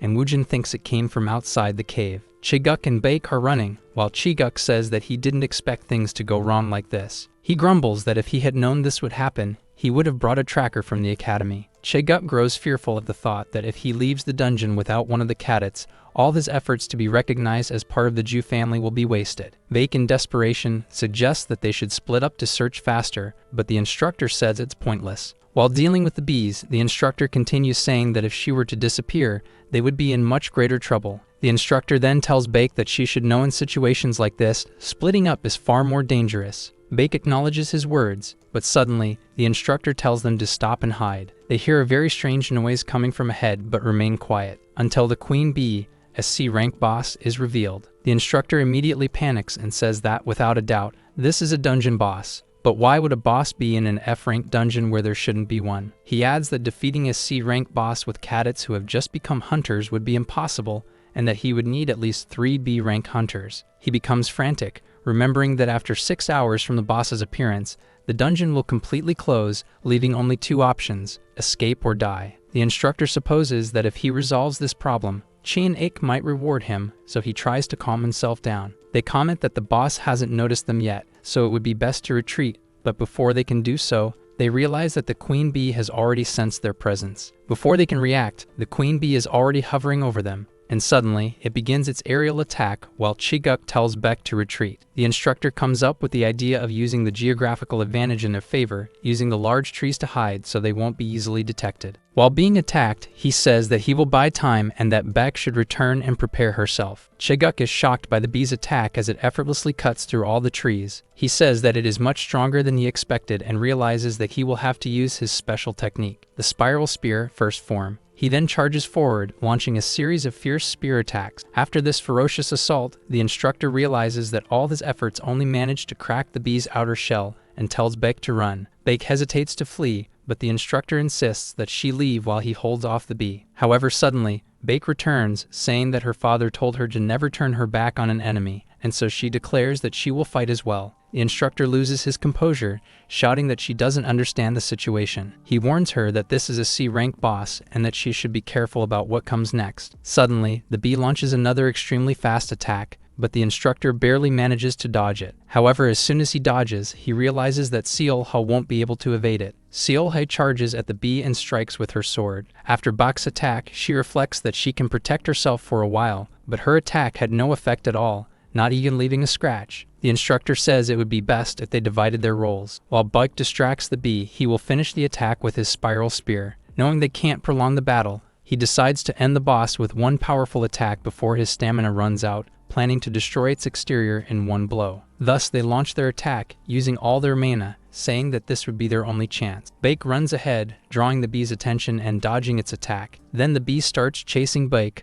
hunting her down. But she realizes that something was different from how it was at the beginning. The queen bee was calling other bees closer to her. Baek, while being attacked by the smaller bees, says that she needs to buy time for the instructor to get ready. At that moment, Baek thought that all was lost. But suddenly, the instructor attacks, using all of his mana and executing his second form spiral spear technique, piercing through the queen bee and everything in his path. Thus, he sends the bee flying while Baek, who had fallen to the ground, asks if they had defeated it. The instructor says that not even the strongest monster in the dungeon could withstand a direct hit from his spiral spear at full power. As Baek says that it's a relief and that they should go back to looking for Woojin, she is suddenly ambushed from behind by the queen bee, which had not been defeated. Chae-guk, who is watching everything, is in shock. Before Baek can react, she is struck by the queen bee's furious attack and sent flying. She crashes hard against a tree trunk. As Chae-guk watches everything, he becomes desperate at the sheer rage of the queen bee. The instructor realizes that he has no way to resolve this situation and falls into complete despair. Reflecting on how he used all his power in the last attack, he thinks that after all this, just to gain recognition, he is going to die in a place like this. He concludes that all of this is because of that bastard Woojin, thinking that if not for him, they could have just hidden somewhere and waited for the dungeon to open. The instructor thinks that while the bee is distracted with him, Seol-ha could make a new attack, but then he realizes that the queen bee is looking elsewhere, and there he was, Woojin, coming toward them to save them. The instructor, furious, calls Woojin an idiot and asks where he has been all this time, why he only appeared now, and even tells him to run away from the monster. As Woojin prepares his attack, the instructor keeps shouting at him to run. If he stayed there, he would be killed. The queen bee charges at Woojin with full force. But before it can do anything, Woojin slices it in half with his sword in a single attack. The instructor is in complete disbelief at the sight. Woojin appears not to have even broken a sweat. Lying on the ground, the instructor asks himself what had just happened. He cannot believe what he is seeing. Woojin had cut the queen bee in half. He'd have thought Woojin was a nobody. The instructor wonders if he had been overreacting when he thought he was going to die. But after thinking it through, he realizes that the queen bee had enough power to kill him, and yet Woojin had completely annihilated it. Reevaluating his past actions toward Woojin, the instructor realizes that he is now in trouble, and as he walks toward Woojin to speak to him, he loses control due to fear and wonders how he did that. But Woojin simply ignores him and starts walking away. The instructor then realizes that he should take care of Baek, so he heads toward her. He sees that she is still unconscious but is not in mortal danger, and her mana circulation is normal. Chae-guk notices that Woojin is holding a beehive in his hands and wonders if he had wandered off to search for that. He realizes that Woojin also has an inventory and questions who got it for him, concluding that if someone close to him gave it to him, he needs to learn more about Woojin. Then he thinks that Woojin must have cleared the 3rd floor of the tutorial tower. That would be the only way this situation would make sense. The instructor keeps pondering why Woojin joined the academy instead of a guild, asking himself what the hell he really is. But then he smells a strong, unpleasant odor and wonders what Woojin is doing. The instructor approaches Woojin, asking what he is. He notices that Woojin had cooked something and questions what he was making. The instructor considers the possibility that Woojin had used alchemy to create whatever it was, and also thinks that it might be an item that repels monsters with its smell. He realizes that Woojin used the beehive in the dish, possibly from the assassin bees, but doesn't understand why he added mushrooms, thinking they were just weeds. He thinks that the dish Woojin made was meant to poison the queen bee, but since she was already dead, there was no reason for him to do that. But suddenly, Woojin offers a piece of his new dish to Chaeguk, leaving him completely stunned. Breaking into a cold sweat, he realizes that Woojin really wanted him to eat that dish and was actually cooking. Chaeguk thinks that Woojin is holding a grudge and making him eat it to make him feel sick. Chaeguk looks at the bee lying on the ground, split in half, and says that it's better for his stomach to suffer than to be cut in half while taking a bite. He reassures himself that he won't die from eating it, but as soon as he puts a piece of the cake in his mouth, he feels a horrible sensation, as if he's about to die. He describes the food as terrible, with a shocking texture, like larvae crawling in his mouth. The cooked honeycomb was too soft, and the mushrooms were too slippery. Chaeguk is confused by the dish's bitter taste, considering it should be sweet due to the honeycomb, and he wonders what Woojin added to the recipe. Still lamenting, Chaeguk believes Woojin has taken his revenge, but before anything else, Woojin asks him about the taste of the dish. With tears in his eyes, Chaeguk responds that it's delicious. But suddenly, he notices a floating window before him, saying that he has gained poison resistance and that his body has been imbued with energy. Chaeguk realizes that the dish increased his poison resistance and concludes that it happened because it was made with monster ingredients. He then observes Woojin and wonders who the hell he really is. Meanwhile, Woojin is checking the details of his dish. He comments that Chaeguk has exceeded his expectations by recognizing the value of the meal. He also says that Chaeguk has an excellent palate, more refined than he had anticipated, while many achievements unlock in his system. Woojin affirms that adding the queen bee's gland was a good choice since its spicy acidity balanced the sweetness of the jelly, creating a deeper flavor. The spirit girl tastes the dish and declares that it is the ultimate meal, encompassing the 5 basic human flavors. Woojin then concludes that he has already completed his daily missions and decides to gather more ingredients. But suddenly, Baek, who was unconscious, wakes up and gets up. She says that she definitely fainted after being ambushed by the queen bee. Observing that the queen bee has already been defeated, she assumes that instructor Chaeguk was the one who took it down, making him even more impressive than she had thought. Chaeguk, still disgusted by the food, notices that Baek has regained consciousness. The instructor gets the idea of offering some of the dish to Baek, considering that his own poison resistance had increased after eating it. He offers her the dish, saying she should eat to regain her strength, adding that Woojin was the one who prepared it. She thanks him for the meal, and as she is about to take a bite, both Chaeguk and Woojin eagerly anticipate her reaction. As she chews, Chaeguk asks how the food tastes. Surprised after swallowing the piece, she exclaims that it's delicious and that she has never tasted anything like it before. Chaeguk becomes even more confused, questioning what she just said. When Baek was a child, she had great difficulty experiencing taste. Her father, trying to help her, obtained an item from a dungeon through a friend. That item was supposed to restore her appetite. He was hopeful that it would help his daughter, but she still couldn't taste anything. Her father then fell into deep sorrow, while she apologized for being unable to taste anything despite all his efforts. She told him that it was fine and that instead of tasting food, she could experience something even better. But after trying Woojin's dish, Baek reports that it is the first time she has felt something like this. She says that she hasn't experienced anything like this in 20 years, despite her father spending a fortune and doing everything he could. Chaeguk thinks that Baek is misunderstanding the situation, assuming she lost her sense of taste due to the shock of everything that had happened. Baek says that her tongue feels numb after experiencing that flavor. Meanwhile, Chaeguk is thrown into complete confusion over what she is saying. Outside the dungeon, many people from the academy and reporters have gathered. Several news reports have emerged about the appearance of an unexpected boss in that dungeon. A boss that had remained dormant for 5 years had suddenly appeared. A man walks toward the portal's entrance. That man is Baek's father, the leader of the Chien-Ik Guild. He asks his secretary if his daughter is safe. The secretary affirms that she is because she is his daughter and will surely be fine. One of the reporters interviews Baek's father, asking how he feels knowing that his daughter is trapped inside the dungeon. The secretary snaps at the reporter,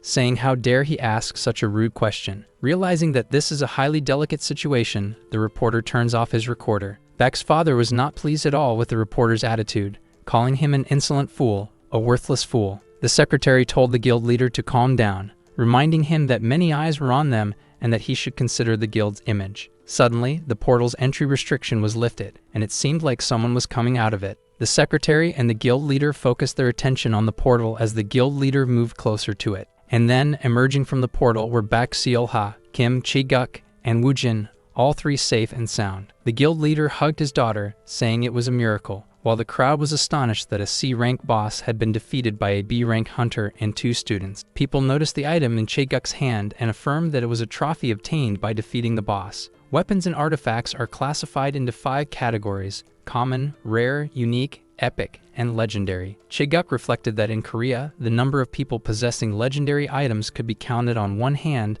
and that this item was extremely valuable. But the crowd quickly became emotional, turning to Chae-guk and asking how he defeated a C-rank boss and what kind of monster the assassin bee was. They kept asking questions about how he ensured the students' safety, but he was completely confused as to why they were directing these questions at him. A man recording the scene commented that it looked like Chae-guk had defeated the C-rank monster all by himself. Chae-guk, at a loss for words, remained silent while glancing at Woojin. A man in charge of the academy was worried about maintaining his position due to the academy's performance. But after seeing the news that Chae-guk had defeated a C-rank monster, he concluded that Chae-guk was responsible. Chae-guk was more skilled than he had seemed, and after the dungeon closed, various reports emerged about multiple countries showing interest in the C-rank boss. Many comments praising Chae-guk were posted, emphasizing the prestige of the Ju family who had published the news. Chae-guk stated that without the students' help, he wouldn't have survived, while some users questioned his statement. The man in charge of the academy wondered if Chae-guk had really defeated a C-rank boss alone at his current level. He concluded that Chae-guk had been incredibly lucky and was pleased to have recruited him. He then noticed that his door was opening, revealing the 3 dungeon participants, the academy's heroes. The director invited the 3 to sit down and talk while Chae-guk felt embarrassed by the praise. The director explained that he called them to ensure they received a bonus,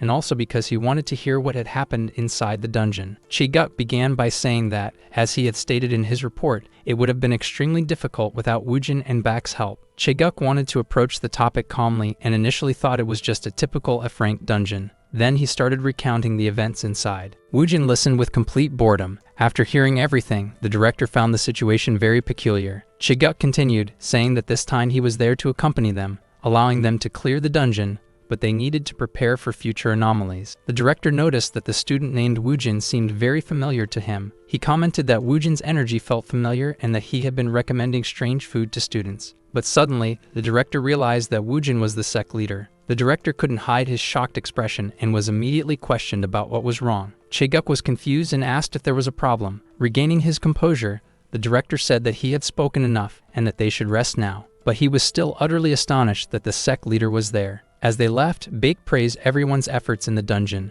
and Chae-guk suggested that she visit a hospital just in case and report her condition later. Chae-guk told Woojin to go ahead, saying he would catch up later, but before Chae-guk could leave, Woojin told him to wait a moment. Chae-guk was terrified that Woojin was about to reveal the truth after all the news reports had been published. He was genuinely afraid of this possibility. Even though Woojin had not said anything and also had no need for the boss's trophy, Woojin had remained silent in front of the reporters and showed no interest in the trophies, so Chae-guk couldn't imagine what Woojin was about to say. But all Woojin wanted was to exchange phone numbers with Chae-guk, leaving him completely stunned. Woojin asked for Chae-guk's number, saying that he would bring him another dish next time. Chae-guk was completely caught off guard after hearing that, feeling as if all his strength had left him, and he walked away without giving any response. While the spirit girl grows furious, calling him a reckless idiot and saying that the one who had defeated the dungeon boss was no longer him. Woojin reflects that people tend to notice those who are hungry first, and that he doesn't want to draw attention to himself. After everything that happened, he had obtained new ingredients and recipes,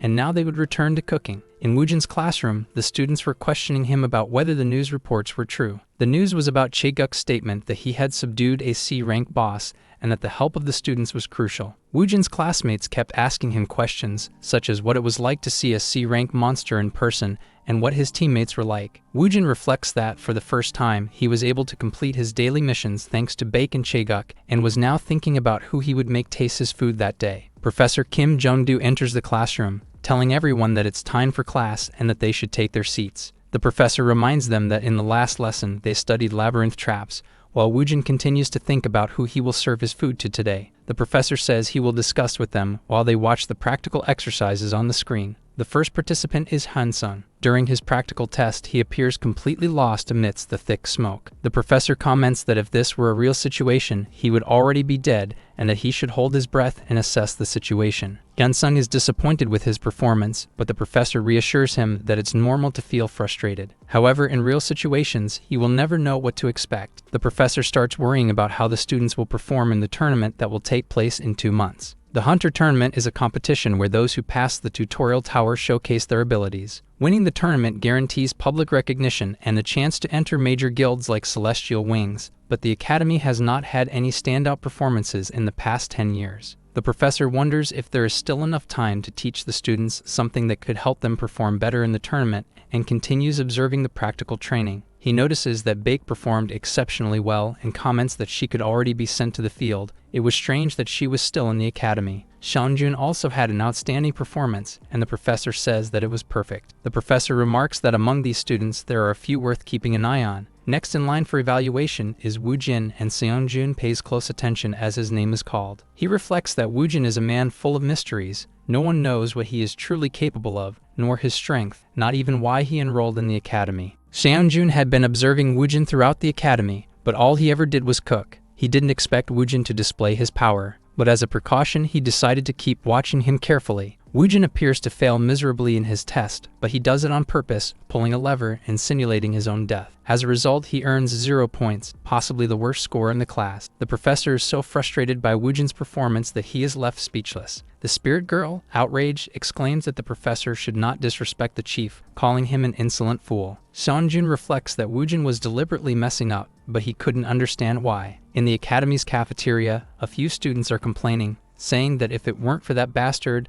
they wouldn't even be here. They continue grumbling that someone had interfered, preventing them from reaching the 3rd floor of the tower, but they pass thanks to one of their own. One of the so-called 3 useless brothers declares that he will kill that bastard the next time he sees him, and continues ranting about how he dislikes the professor's teaching methods. He recalls that the professor had mentioned they were lucky to have passed the tutorial tower with their current level of skill, and that everyone in the academy was on the same level. But while walking through the cafeteria, one of the brothers notices a rather strange dish on one of the tables. They wonder who could be eating such terrible-looking food until they realize it's Woojin, the very bastard they had been talking about. Uncomfortable, the 3 brothers sit at the same table where Woojin is eating. They are trembling with fear because they know from Woojin's reaction that he clearly remembers them, and if they make even the slightest move, they will be in big trouble. The spirit girl questions Woojin about why he is making so much noise while eating and if he knows those people. He replies that they seem familiar, but he doesn't remember where he saw them before. Then Woojin gets an idea. He decides to offer them a bite of his dish, the blue slime salad he had just prepared. One of the brothers was in disbelief and wondered if that thing was really edible. Woojin asked if that brother wasn't going to eat, while the brother saw death looming behind Woojin. The young man then decided to try the dish, saying that it wasn't like he was going to die, and that it was better than being beaten up again. After tasting it, he said his stomach felt like it was on fire, and that it was either like mouthwash or like swallowing an entire mint plant. They tried to find something good about the taste, but ended up being defeated, vomiting everything they had eaten. Woojin said he had expected this reaction from them, and that, once again, he had met people who appreciated the flavor. Woojin asked them if they were enjoying the food, but one of the brothers was about to reply that it was impossible to enjoy that. However, upon seeing Woojin's aura, he changed his words and said that it was delicious. A new professor named Lee Jung-shik introduced himself, saying that he was in charge of understanding dungeon types. The professor announced that anyone with more than 3 absences would be expelled from the class, and that paying attention to the lectures would help with the exam in 3 weeks. The students doubted the quality of the class while the professor asked if anyone had any questions before he began. The professor explained about the Gotland Station,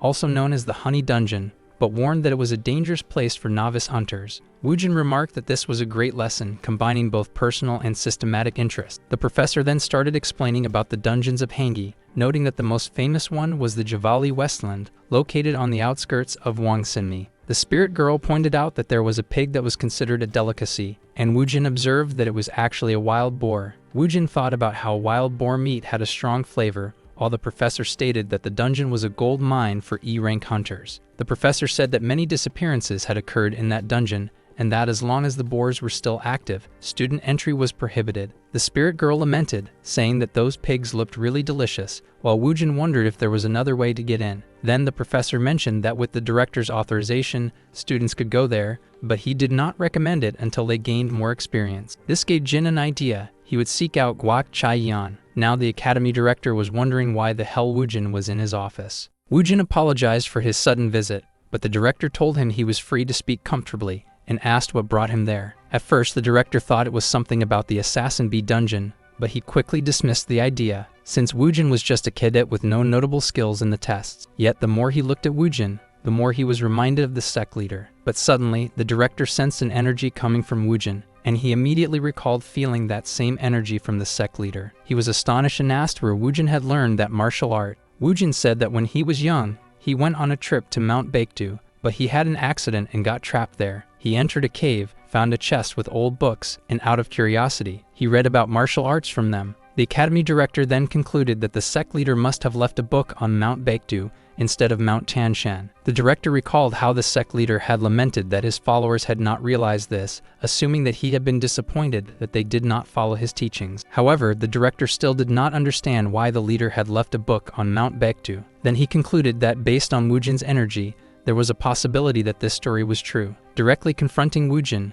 Wak said that he seemed very confident and asked how he knew that the director would recognize his aura the moment he released it. Woojin thought that the director's meticulous nature was still the same, so he told him that the book contained information about a person called the Blood Demon. Woojin commented that the book was very detailed and assumed that the director had learned martial arts from it. The director, now more hostile, questioned if he could really learn just by reading. Woojin replied that the book had been written very well. The director assumed that the sect leader was never the type to do things on whim, so he must have written the book with great detail, making it necessary for him to hear more. Then the director asked Woojin if that was the only reason he had sought him out, to tell him this. Without wasting any time, Woojin requested permission from the director to enter the Javali Westland dungeon. The director responds that normally that dungeon is not allowed, but given the martial art Woojin had learned, he would make an exception. The director asks Woojin to tell him more about the book because he found it intriguing, but he suggests that Woojin return the next day since it was getting late. Woojin says he understands, and then the director asks who he plans to go to the dungeon with. On top of a building, Chaeguk was reporting the events to his leader. His family leader, Ju Jung-myung, acknowledged the report and told Chaeguk to leave now. As Chaeguk was leaving the room,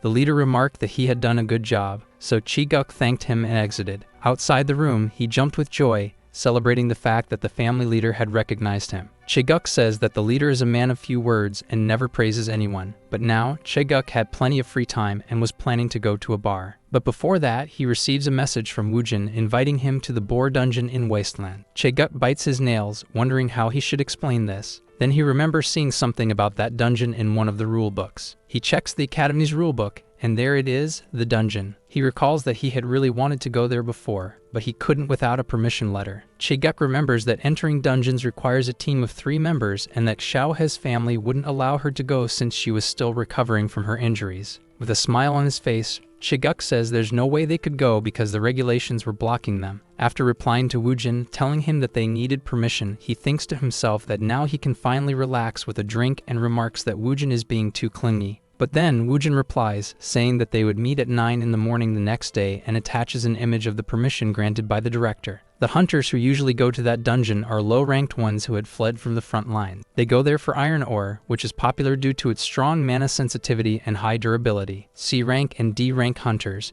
and even some B ranks, typically use weapons made from iron ore. So mining iron ore provides good earnings, making that place crowded with hunters trying to gather resources. Chaeguk reflects that Woojin has exceptional skills, but doesn't understand why he is there if he is after minerals. Chaeguk notices that since they entered the dungeon, the only thing Woojin had done was collect plants. Chaeguk calls out to Woojin and tells him that, as far as he knows, the iron mine is a bit more to the southeast, assuming that Woojin is there to mine minerals. But Woojin denies it, which only confuses Chaeguk even more about why Woojin came to this dungeon. Woojin then reveals that he didn't even know there was a mining area here, surprising Chaeguk that he was unaware of such a thing. Chaeguk tries to understand why Woojin would be there if not for the iron, but as he speaks, Woojin suddenly disappears before his eyes. Chae-guk immediately takes off running after him, but he comments that despite appearing to walk normally, Woojin was far faster than him. After running for a long time and exhausting himself, Chae-guk finally catches up to Woojin, still questioning why that bastard was even here. Woojin picks up a cactus and remarks that it looks edible,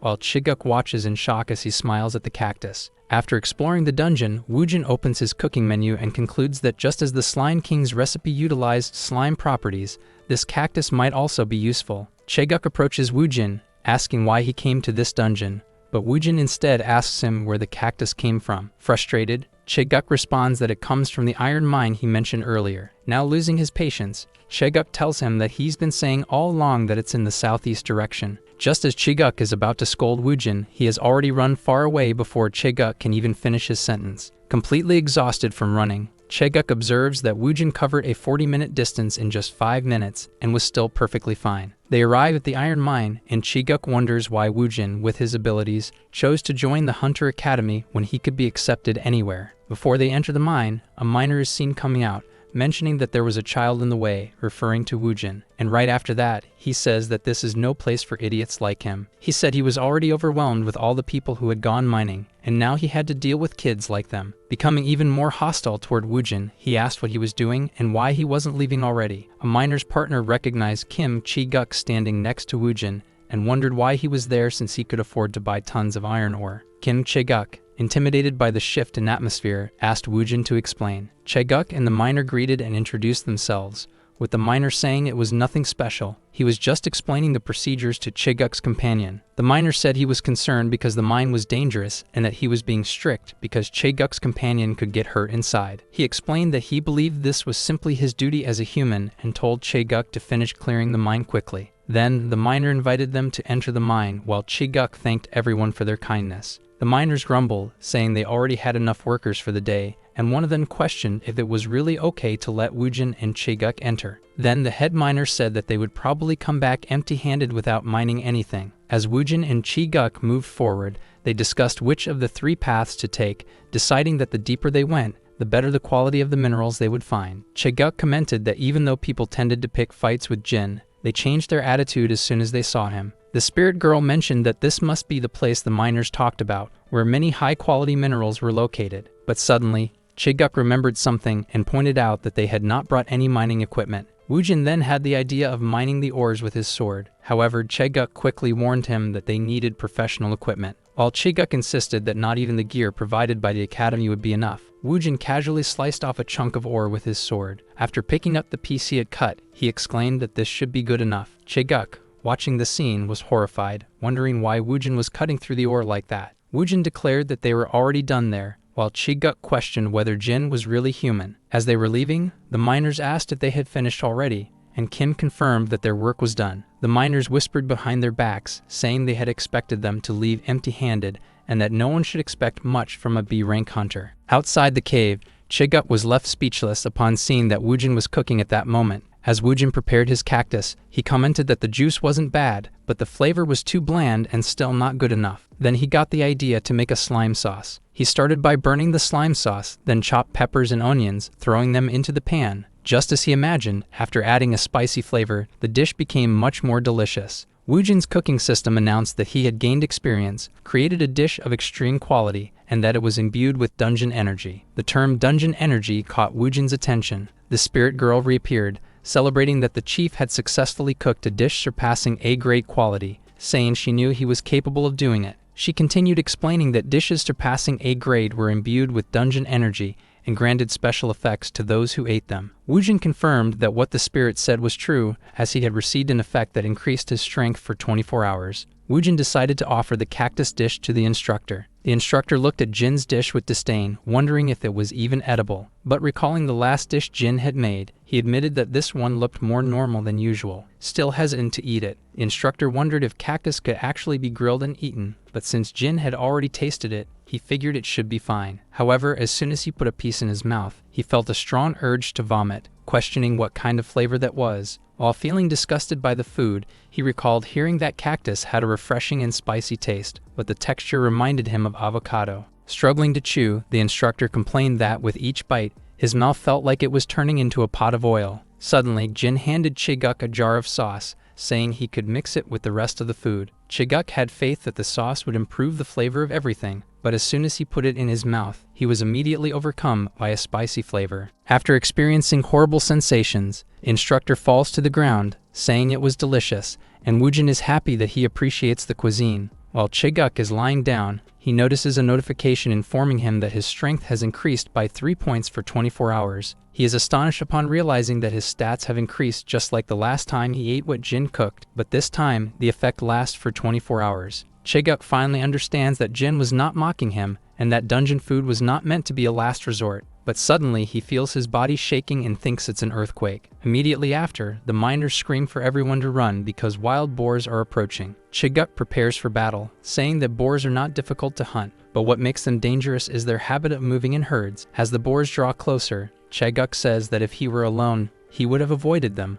but with Woojin there, he does not fear the danger. Thus, he charges at them, using his spear to attack. He slashes the boars easily but notices that they are dwindling slowly, and that if Woojin had gathered them, it would have been easier. But just when Chae-guk is about to call Jin's attention so he can fight properly, he can't spot him. Chae-guk concludes that Woojin has been carried away by the boar herd, but then a sinister aura whispers in his ear, criticizing the excessive flourish in his spear technique. Trying to figure out where the voice came from, Chae-guk notices that Woojin is standing atop a mountain. He wonders how Woojin got there so quickly. Woojin says that the opponents are merely beasts and that swinging a spear as if fighting humans is useless. But Chae-guk doesn't understand how Woojin is speaking from such a distance while Woojin tells him to focus. A boar is already behind him, ready to strike. But without difficulty, Chae-guk eliminates it while Woojin continues observing. Woojin thinks to himself that Chae-guk is the only person in the world who appreciates his cooking, so this is the only way to repay his favors. Woojin decides that he will impart invaluable teachings that Chae-guk couldn't buy even with his fortune. But Chae-guk gets irritated because Woojin is suddenly speaking informally to him and giving him advice after running away. While the miners' leader watches the fight, he comments that, as always, everyone ran into the mine, and that if Kim Chae-guk defeats the boars, they will have all the iron. But the miner also observes that Chae-guk is not living up to his reputation and wonders why he is not fighting better. The miner also notices that Chae-guk's disciple had run off earlier. Woojin corrects Chae-guk again, saying that his center of gravity is too far off and that he is wasting unnecessary energy. Woojin's attitude irritates Chae-guk with all the lecturing he is doing without lifting a finger. Woojin meticulously observes Chae-guk's every movement and tells him to use his body more efficiently because he is expending too much energy with each spear strike. Looking more closely, Woojin realizes that Chae-guk's movements are flashy but lack conciseness. Chae-guk grows increasingly furious at Woojin's attitude while he continues slicing the boars in half. Woojin reprimands Chae-guk once more, saying that he is moving excessively and putting too much emotion into his spear. Chae-guk is already exhausted from the fight, and when he looks around, he sees himself surrounded by boars. He comments that they never end, but without injuries, he is unsure how long he will last. Woojin has assessed Chae-guk's level and realizes that he is a slow learner. Woojin draws his sword and launches an attack from atop the mountain toward the boars. Chae-guk senses a considerable energy, and before he can react, a devastating attack covers the area, dealing massive damage to multiple boars. Chae-guk is astonished by Woojin's ability to unleash a sword attack from such a distance, so he assumes Woojin might be rank S. Before he realizes it, Woojin is already beside him, confirming in his mind that Woojin's abilities are beyond comparison to his own. The miner watching comments that Chae-guk was struggling in the battle, but suddenly, something happened. He believes that Chae-guk wiped out all the boars in an instant. The miner says he has worked with many rank B hunters in the past, but none were as impressive as Chae-guk. He surpassed them all until the miner concludes that Chae-guk was hiding his true strength. Suddenly, a warning window appears for all three of them, informing them that the boss is enraged by the massacre of the boar herd, and then it appears. And suddenly, Chae-guk and Woojin were face to face with the boss of the Wasteland Dungeon. To show its fury, the boss let out a roar, creating a tense atmosphere in the area. As soon as Chae-guk realized the boss was about to attack, he shouted for Woojin to stay behind him. While Chae-guk was preparing, he declared that he wouldn't lose so easily this time. But just as the boar was about to strike, Woojin stepped in front and took it down with a single blow. Chae-guk was stunned, watching everything unfold, unable to believe what had just happened. As Woojin was already sheathing his sword,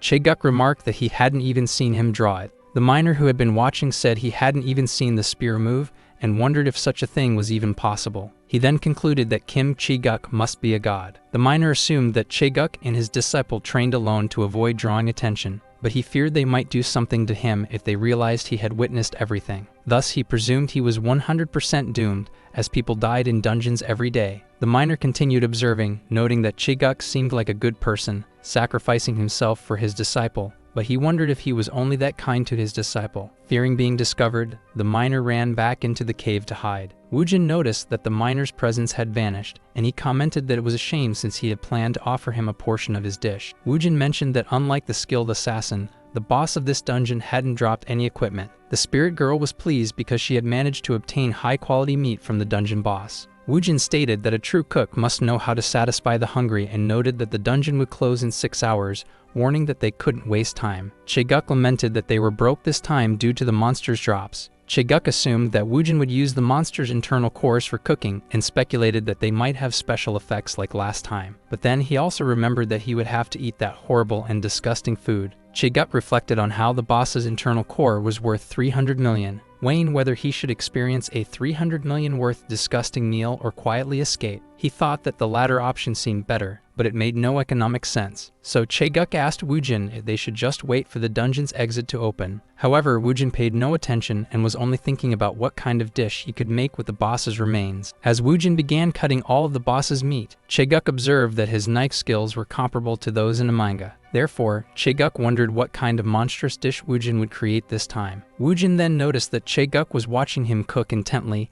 and asked if he was excited about his cooking. Chiguk replied with an ironic tone, tears in his eyes, that yes, he was. The instructor asked Woojin if he was going to cook now. Chiguk mentioned that he had eaten grilled cactus earlier and still hadn't digested it. Woojin then said they needed to stay there for another 6 hours. Chiguk confirmed, stating that it was because the boss had appeared. Woojin then said they would remain there until dinner, meaning Chiguk had already missed lunch. While Chiguk complained about the dungeon rules, the spirit girl asked Woojin if he had finished cutting the meat and complimented his knife skills. Woojin asked the spirit girl for a frying pan to grill the meat and test its flavor, as he wanted to check if it was properly cooked before eating it. After finishing grilling the meat, he started wondering what it would taste like. As he chewed the meat, Woojin commented that, as expected from dungeon ingredients, the texture was quite different. It was crunchy and reminded him of fruit. Woojin didn't find anything particularly special about the meat aside from its crunchy texture, but he did enjoy its wild and meaty aroma. After reflecting, Woojin said it would be a great idea to make a pork dish called fried pork in sauce. The spirit girl was surprised by the idea of making fried pork in sauce, confident that it would turn out well, but she wondered how Woojin would manage to prepare it. Woojin told the spirit girl that she would see for herself and asked for a steamer. Woojin explained that it was important to attach the cactus to the pork, place them in the steamer, and then add ingredients from his inventory. Chiguk watched as Woojin added star anise and peppers to the food and assumed he was trying to make fried pork in sauce. Reflecting a little more, Chiguk thought that since Woojin was cooking actual meat this time, he couldn't possibly fail, even if it was Woojin making the dish. But soon, Chiguk concludes that Woojin will fail again after seeing that he added cactus to the fried pork in sauce. Saying that he underestimated it, Woojin realizes that simply steaming the cactus along with the meat was not enough and comes up with the idea of grilling both with iron ore. Thus he concludes that the flavor of the meat would be doubled. Chiguk says the smell is horrible, wondering how the oil could smell like rotten avocados. Woojin comments that after taking the grilled meat out, he will add soy sauce and rice wine before cooking it further. The spirit girl starts yelling, saying she can't wait any longer after smelling that delicious aroma in the air. Woojin responds that it will take at least 3 more hours, while the spirit girl exclaims that this is torture, having to endure that heavenly smell for so long. Chiguk, who is watching, notices that Woojin is enjoying himself and decides to get some sleep while he cooks. Some time passes and the food is finally ready, so Woojin decides to check its flavor. After tasting it, he says that he added the boss's internal core, but it was milder than he expected. So he decides to compensate for the lack of flavor with the venom of queen bees. After that, he says the food is almost ready while Chiguk has nightmares, seemingly about Woojin. The spirit girl notices that Chiguk is making strange movements in his sleep and wonders what he is dreaming about, as he looks very scared. Woojin says it's almost done but needs to wait for the perfect moment to remove the pork. With his senses, Woojin decides that the right moment is now, so he lifts the lid off the pot, releasing a massive cloud of steam. And there it is, the fully prepared pork. The notification windows from his cooking system appear, giving him details about the dish, revealing that it is of A+ quality. After that, Chiguk wakes up in terror, screaming that Woojin was trying to make him eat a beehive while crying. but Chaeguk snaps back to reality, thanking God that it was just a dream. He wonders if he would be in trouble if that had been real. However, after seeing the dish that Woojin had prepared, he slaps himself in the face to wake up from a dream. But he feels the pain and realizes that this is not a dream. Woojin invites Chaeguk to eat while it's hot, and Chaeguk tells himself that he can never escape Woojin. Chaeguk tries to stay calm,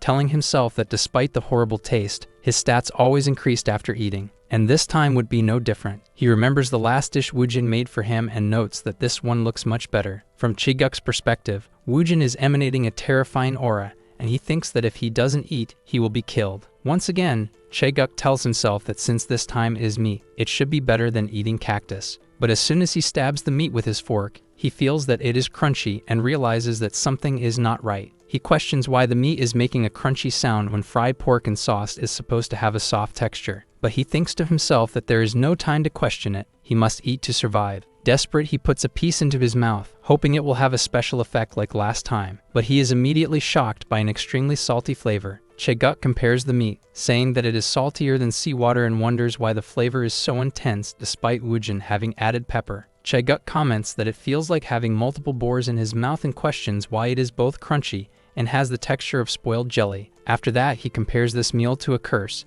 the final curse of the Wasteland Dungeon. But before all hope is lost, a notification appears for Chaeguk, stating that he has consumed the boss's internal core and that his overall health has increased by 4 levels. Another notification states that after consuming the boss's meat, his resistance has slightly increased. Chaeguk is astonished by his rising stats. He says that for a rank B, even increasing by 1 level is very difficult, and that gaining resistance requires tremendous effort and a massive amount of money. Chaeguk concludes that if this were made public, many hunters would gather there. But he also says that there is a limit to all of this, because the taste is so horrendous that dying would be preferable. Outside the Wasteland Dungeon, many people are waiting. One of them says that, as expected, following Chaeguk was their best move. This young man says that for 3 years he had been walking on eggshells and having no luck at all. But thanks to his career as a reporter, he began gaining recognition after obtaining an exclusive story about the Killer Bee Dungeon. Many people commented that Chaeguk was skilled for having encountered dungeon bosses twice and wondered if he would be able to defeat this one as well. But suddenly, the portal entrance opened and someone stepped out. To everyone's surprise, it was one of the miners, saying that he thought he was going to die in there. As soon as the miner came out, he was shocked by the number of people waiting outside the portal. The reporter was surprised to see the miner emerge and tried to recall his name. After remembering, the miner asked why he knew his name. Many excited reporters swarmed the miner, asking if he had seen King Chaeguk in the dungeon and what had happened inside. After being bombarded with questions about Chaeguk's safety, he told them to calm down because he would tell them exactly what he saw inside the dungeon. Then he gave a report stating that he had seen King Chaeguk inside the dungeon and claimed that he was an A-rank hunter who had been hiding his true strength. So as soon as King Chaeguk and Jin stepped out of the portal, Chaeguk wondered why there were so many people there. Many news stories about Kim Chaeguk were appearing on various news sites. Some users were ecstatic, saying that finally an S-rank hunter had appeared in their country, and that Chaeguk was truly incredible. Each news headline was more sensational than the last, claiming that Chaeguk had cleared the boar dungeon alone and that he was among the top 1% of hunters. The reporters remained excited, asking Chaeguk what had happened inside the dungeon and if he had known in advance that a high-level boss would appear. Chaeguk asked them to calm down and ask their questions one at a time because he would answer each one individually. Then he apologized, saying that some questions were difficult to answer at that moment. Chaeguk then began explaining the events of the dungeon to the reporters. Woojin noticed that Chaeguk was incredible at answering the questions because he managed to dodge them like an art form. Afterward, Chaeguk celebrated, proud that he had skillfully evaded the inquiries. He walked past the clueless interviewers, thinking that even if all this absurdity were true, he would never reveal it there. More questions kept coming at Chaeguk, but he said he understood how everyone felt. Chae-yeon pointed out that during the dungeon exploration, he and his companion had been caught in an accident, but Woojin demonstrated incredible control and helped them a lot. He added that without Woojin, it wouldn't have been easy to clear the dungeon. Chaeguk stated that as a temporary instructor, he had to be responsible for his students, but the reporters didn't understand what he meant by that last sentence. Then Chaeguk said that to protect Jin, he would end the interviews at that moment. Regarding Lee Cheonki, the director, there were 3 major events that changed his life in the demonic sect. The first was when he became a member of the demonic sect. The second was when he became a subordinate of the celestial demon of the sect. The number of experiences he had made him stronger. The former celestial demon asked him if he had ever thought that the dish for Joji could be better, but the celestial demon continued, suggesting that the dish would improve if it had a stronger aroma. After that, it would also taste better. And so, the former celestial demon began frantically cooking the mysterious dish. Chai Inon was impressed to see that the celestial demon had managed to use martial arts in his daily life, which made him fascinating. The celestial demon finished his dish, saying that he thought it would be better with cilantro and sea squirts. Chai Inon tasted the dish and said that the peppers and cilantro were clashing, while the sea squirts balanced the flavors, questioning the strange taste. Then, the former celestial demon asked how the dish was. Chai Ion thought that he couldn't disappoint him since the dish had been made especially for him. So he responded enthusiastically that it was absolutely perfect, thinking to himself that he should smile to avoid disappointing him. But after Chai Ion said that the celestial demon's food was great, everything changed, and he never stopped cooking. Over time, the destructive power of his dishes increased, leading to bolder creations like tofu with a pork aroma. The celestial demon kept seeking out Chai Inon to have him taste his dishes, but Chai Inon didn't like that one bit. Then, one day, Chai Inon was determined to tell the celestial demon the truth, saying that his food wasn't good and asking him if he wanted to stop. But while Chai Ion was reflecting, the celestial demon found him and told him that he had prepared a dish of sour pork with seafood just for him. However, Chai Inon was already fed up with so many meals and moral dilemmas. One day, Chai Inon was deep in thought, realizing that it was already clear that the sect leader had surpassed even the deadly poisons of the Tang clan, and if he continued eating his food, he would suffer severe losses in IQ. He thought to himself that he owed this favor to the celestial demon and didn't want to lead the sect, but it seemed that the heavens were testing him. Suddenly, Chai Ion had an idea and began to open a massive gate. He then decided to abandon his physical body and become immortal, thus transcending reality. He truly believed that the realm of immortals he had long aspired to was now before his eyes. But before it could become reality,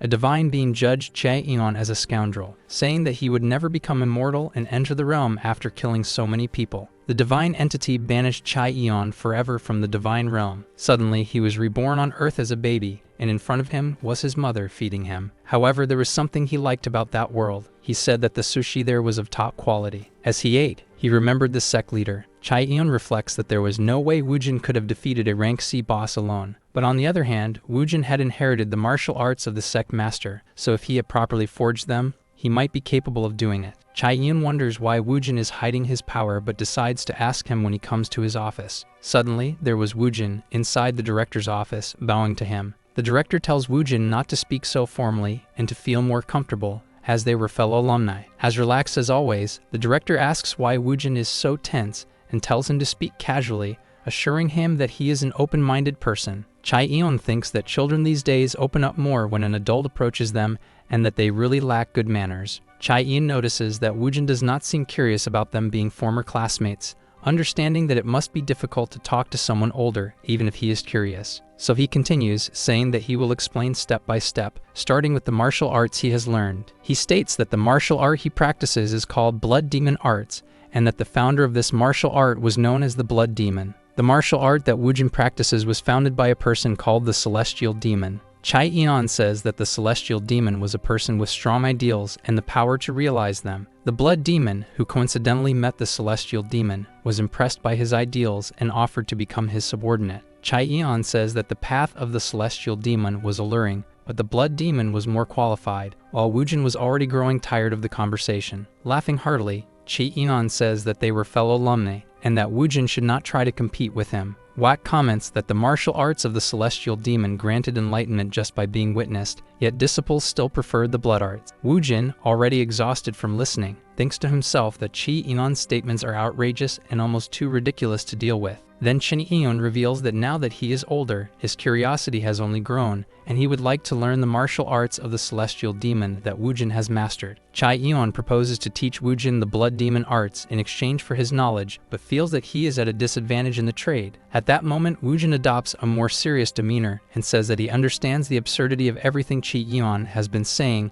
and that his ultimate goal is clearly the Celestial Demon's martial arts. Woojin states that he understands the desire to obtain his martial arts since it is something everyone in the Central Plains would love to have. But Chai Ion is deceiving himself with lies and romanticizing his past. This is a habit he must break. Then Woojin stands up and begins to emanate a dark aura, making the atmosphere heavy. Chae-eon is terrified by the immense power radiating from Woojin. After this, Woojin reveals that he recognizes the director as Hwa Chi-eun, causing the director to tremble in fear as he acknowledges the sect leader. Woojin starts antagonizing Chae-eon by saying that the blood demon arts were stronger than the celestial arts, even though not even he believed that. Chae-eon begins apologizing, saying that he never truly thought that way from the start and that Woojin had to believe him. But Woojin continued to intimidate him, saying that was exactly what he had said. However, Chae-eon kept apologizing, saying that he had been tempted by the rumor of a book, that a fool had tried to deceive him, and that he was ready to accept his punishment. Chae-eon began begging for the sect master's forgiveness. Then Woojin calmed down and said that it was enough, as Chae-eon had recognized his mistake,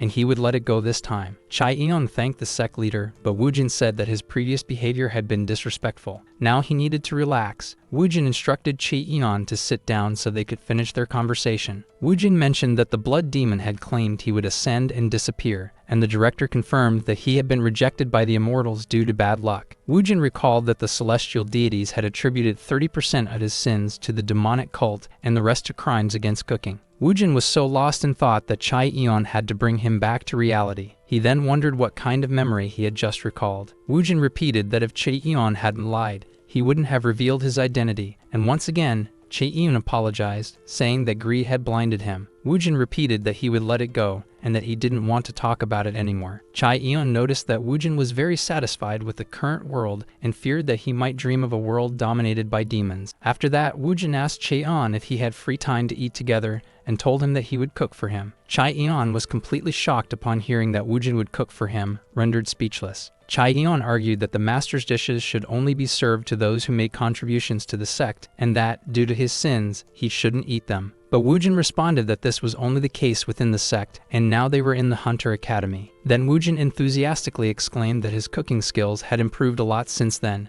and that Chae-eon could look forward to it. Chae-eon complained that he had tried to ascend just to avoid Woojin's food, but now he would have to eat it again. He wished that his companions, Hwanma or Chema, were there with him so he wouldn't have to deal with this alone. But suddenly, he remembered that the people from the sect who used to eat with him were no longer there, not even the elders who had taken over his home. Then he realized that he would have to deal with the sect master's cooking all by himself. He reflected that even if the master's cooking had improved, that only meant that his food had become even stranger and more terrible. Suddenly, a mysterious figure informed his servant that the killer bee and boar bosses they had been hunting had been defeated by Kim Chi-guk, a rank B. Then he decided to ask his servant, Park Sungjin, a question. He asked whether the boy thought Kim Chi-guk was a skilled enough hunter to handle all of that. The boy replied that he didn't think Kim Chi-guk was capable of such a feat, but admitted that he had some talent, though he was still considered just a rank B at best. The man stated that Kim Chi-guk had only reached rank B with the support of the Zhu clan, and wasn't strong enough to attract the attention of the organization's higher-ups. The boy continued, saying that even if Kim Chi-guk had gotten lucky and managed to take down the boss, he wouldn't have had the necessary information to track it down in the first place. Then the man ordered that Kim Chi-guk be placed on the watch list and instructed them to monitor him, demanding that any developments be reported immediately. He said that everything was part of the Eclipse's grand plan and then suddenly disappeared from the room. The boy who had been in the room was left tense and sweating as he added Kim Chi-guk to his watch list. At the Hunter Academy, Baek lamented that because of the killer bee incident, she wasn't able to go anywhere. Her father told her that it was dangerous outside, but she found it all to be excessive. Then she revealed that, in the first place, she had only joined the academy to escape her overprotective father. Whenever she got even the slightest injury, he would do everything possible to take care of her, immediately calling all available hunter doctors. Even a small scratch on her knee was enough for her father to make a big fuss. According to him, she would have to spend the rest of the afternoon at home recovering. Then Baek was reading the news about Kim Chi-guk and was impressed. The article stated that Chi-guk was actually a hidden rank A. Then she realized that over the weekend, Chi-guk and Woojin had continued exploring low-level dungeons, and she became irritated that she hadn't heard anything about it. She felt upset because they were a team, and neither of them even considered asking her. But she wondered why Chi-guk was so focused on Woojin when, to her, Woojin seemed like just a diligent and ordinary hunter. She questioned whether Woojin was really his disciple, or if he was just interested in his cooking. Supposing that this could be possible, she thought that after Chi-guk tasted his cooking, he might have been moved and was now searching for him. Baek remembered that that meal was unique because, after all, it was the one that had revived her entire sense of taste. Recalling the sensation as if electricity was coursing through her tongue, she compared it to what people called delicious. Baek had tried all kinds of food, but had never experienced anything like that again. So she decided that she had to confirm it, determined to find Wu Jin and taste his cooking again. Then she said that, whether she liked it or not, Wu Jin was truly special. Siu Baek observed Wu Jin in class while the professor explained that the more one ventured into dungeons, the more their mana increased. Baek noticed that Wu Jin was deeply focused on his studies. After that, she started running, realizing she was 20 minutes late for lunch. She remembered that since returning from the Killer Bee dungeon,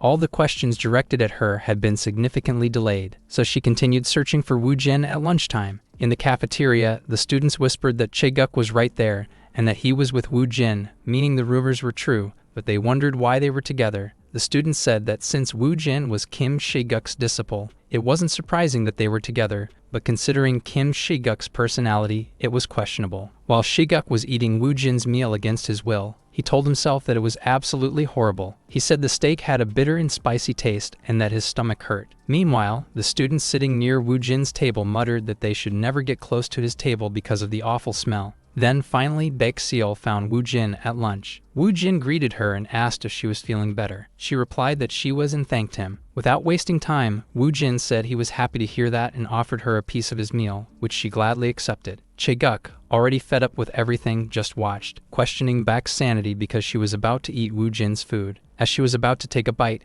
all the students eagerly awaited her reaction, and as soon as she tasted the meal, she entered a state of bliss, exclaiming that it was just as she expected. Wu Jin's food was simply delicious. Chae-guk fell into complete shock, unable to comprehend why this was happening. Baek Seol made an observation, noting that the food this time was different. To her, it was a bit weaker. Trying to clarify, she said it was milder. She added that the food made in the Killer Bee dungeon had felt like it was stinging her tongue, whereas now, it felt as if a pig was gently scratching her with its hooves. But she noticed that Chae-guk seemed to be enjoying it, so she assumed that it wasn't bad for everyone. It was just a matter of taste. Baek Seol stood up, thanked Wu Jin for the meal, and asked if he could cook for her again. He responded that he would. The students observed Baek's actions, wondering if Wu Jin's food was really good since the whole scene looked like a crime scene. They then concluded that, seeing Kim Chae-guk devouring the food, it might not be so bad after all. After that, the spirit girl appeared, saying that there were more people who appreciated the chef's cooking. Wu Jin then said that this made him very happy. He recalled that in his past, many people loved his food,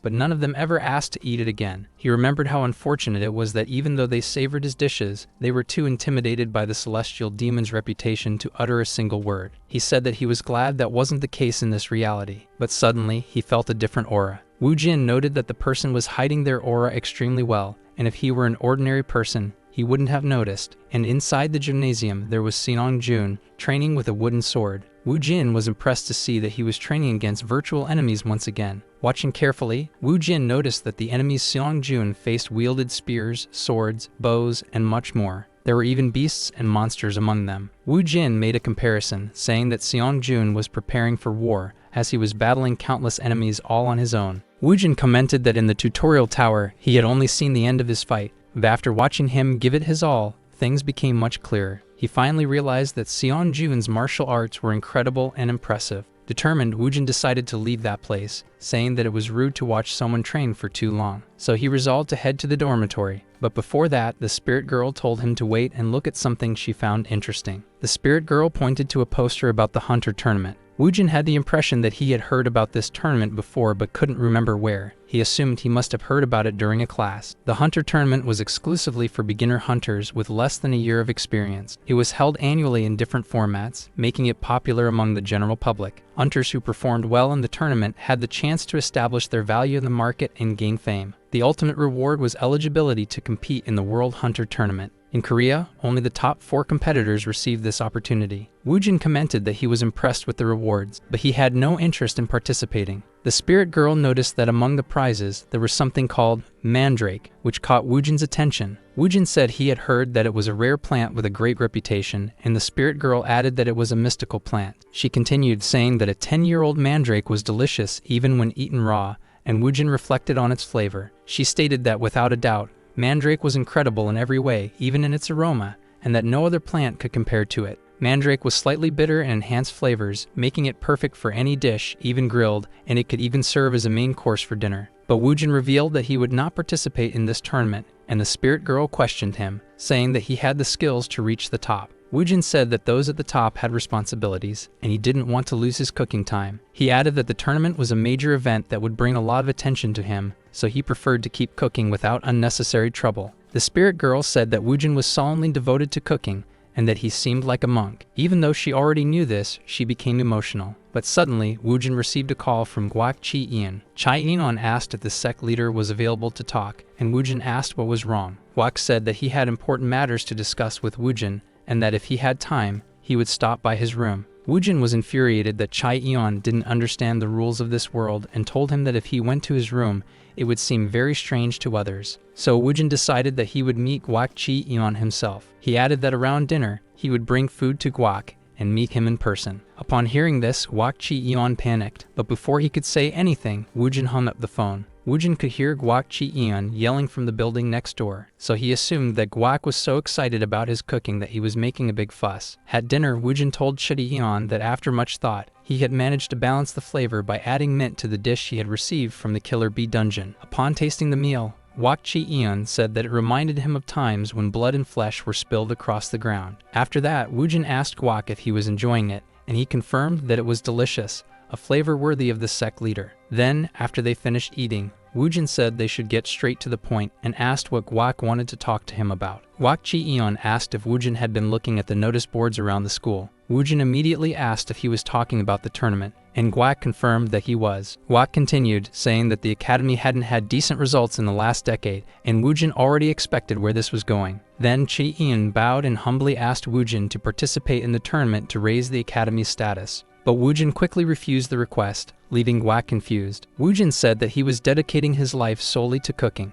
while Guak thought that if Mandrake was one of the prizes, Woo Jin might be interested. Then Jin said that if there was nothing else to discuss, he would be leaving. But Guak insisted that he couldn't give up so easily, adding that bringing Kim Chae-guk to the academy had already significantly boosted its status. Guak thought that if the academy performed well in the championship, the bureaucrats wouldn't be able to say anything until his retirement. He reflects that Baek Seol participating in the tournament would yield good results, but a single mistake could change everything. Guak concludes that if the sect master were in the tournament, there would be no way for him to lose, so he tries to think of a way to bring him into the tournament, especially since not even the Mandrake had piqued his interest. Then he tells Jin that he has an offer he won't be able to refuse and asks if he is willing to listen. Guak continues, saying that the dormitory has a shared kitchen, which is old and cramped, and that Jin must have particularly noticed this. Jin, already losing patience, tells Guak to get to the point. Then Guak says that if Jin participates in the tournament and achieves good results, he will build a private kitchen for him inside the academy. Jin is surprised by the offer and says that this conversation is not just empty talk, it is actually an intriguing proposal,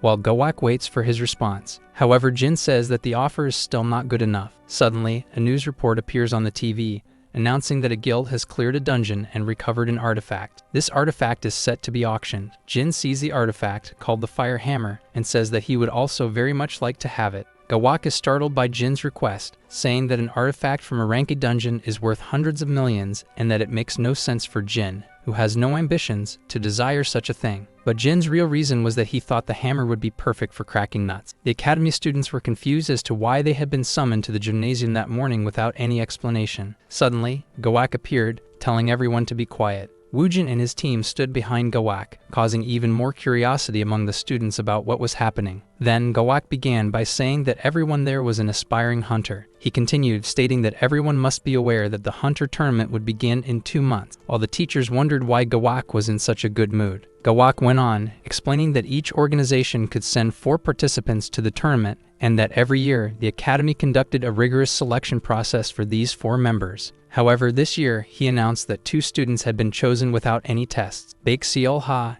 and Xian Woo Jin. Explaining the situation, Guak stated that Baek Seol Ha had proven herself in the Killer Bee dungeon, while Woo Jin had left his mark on both the Killer Bee dungeon and the Wild Boar dungeon. He mentioned that Chae-guk could testify better than him about this, so Kim Chae-guk stepped onto the stage to address everyone. Just moments earlier, Chae-guk had been lamenting on the bench, wondering what he had done to deserve going through this. In Guak's office, Chae-guk was questioned about whether his achievements were truly genuine, but Guak quickly clarified that it was actually Woo Jin who was behind it all. However, Guak said he could keep his mouth shut, but only under one condition. That condition was that Chae-guk had to stand before the students and explain what had happened in the dungeon and why Baek and Woo Jin were being sent to the tournament. So on stage, Chi-guk stated that he didn't know much about the academy, but he could vouch for the abilities of Bak Seol-ha and the student Chien Woo-jin. The students questioned the director's decision, while Chi-guk thought that if Bak had never entered the academy, he wouldn't be in this situation, even for a fortune. In the director's office, Chi-guk noticed that something was off when he realized that the director used honorifics when speaking about Woo-jin. He wondered how that was even possible, using honorifics for a student?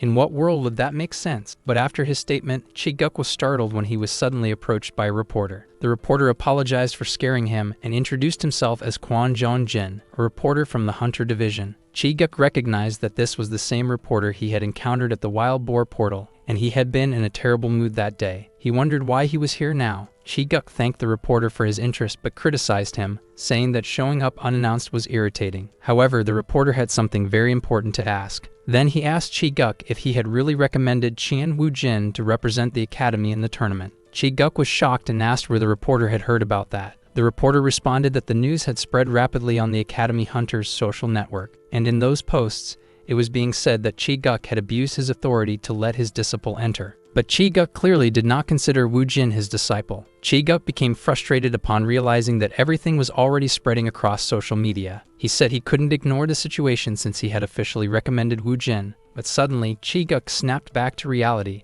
remembering that one of the tournament prizes was a mandrake. He concluded that Woo-jin was only thinking about cooking, as expected. Feeling relieved, Chi-guk thought that if Woo-jin was after the mandrake, he would definitely place in the top 4. Then he openly told the reporter that he had recommended Woo-jin. With that, in a slightly threatening tone, Chi-guk said that Woo-jin hadn't entered the tournament because of him. Soon, news broke that Kim Chi-guk's disciple Woo-jin was participating in the tournament. This led to a flood of negative comments about Woo-jin, with people questioning who he was and whether the decision was an overstatement. More articles emerged, speculating that Woo-jin might actually be a hunter capable of reaching the top 4, and that Chi-guk and his disciple were fully focused on their training. Meanwhile, Woo-jin was being introduced to the place that would become his new kitchen. Gawaki asked him if he liked it. Woo-jin said it was fine, while thinking to himself that, after seeing all this, there was no way he could refuse to participate now. Gawaki asked what changes Woo-jin would like for the interior of the kitchen, and Woo-jin replied that he would think about it and answer later. Gawaki thought that, considering the glory the sect leader would bring to the academy, all this investment made sense. He concluded that no one would be a match for the sect leader and that the opponents were nothing more than beginners,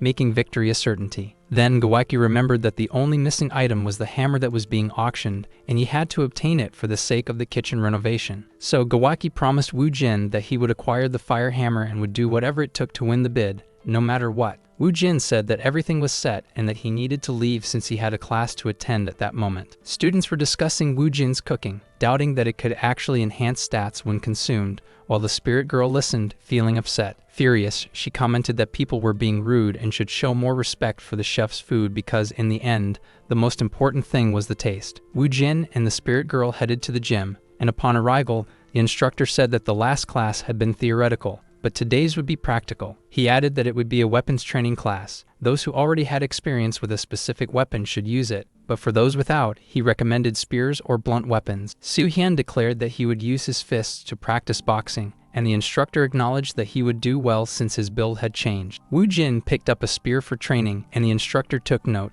commenting that it was expected from Kim Chi-guk's disciple. Seon observed Woo-jin, thinking that it made no sense for a swordsman who could cut down dungeon bosses with a single strike to be using a spear. He reflected on how he had been watching Woo-jin since the beginning but still couldn't figure out his true identity. The only thing he had learned about Woo-jin was that he was extremely dedicated to cooking and was always using dungeon monster ingredients in his meals. Seon noted that the spirit girl ate Woo-jin's food with delight, and since she was from a grimoire, she must have high standards. This meant that Woo-jin had real talent in cooking. However, Seong suddenly recalled the terrible memory of tasting the last meal Woo-jin had made for him. That made him realize that Woo-jin had no talent at all. He thought to himself that he had eaten all kinds of food just to survive, but compared to Woo-jin's cooking, everything else tasted delicious. Seong wondered why Woo-jin had become Kim Chi-guk's disciple, but noted that he had known about Chi-guk even before his regression. Until then, Chi-guk had only been a rank B hunter, recognized by the public as a high-ranked hunter, but never acknowledged by top-tier hunters. Seong stated that even if Chi-guk had dodged the Slime King's attacks,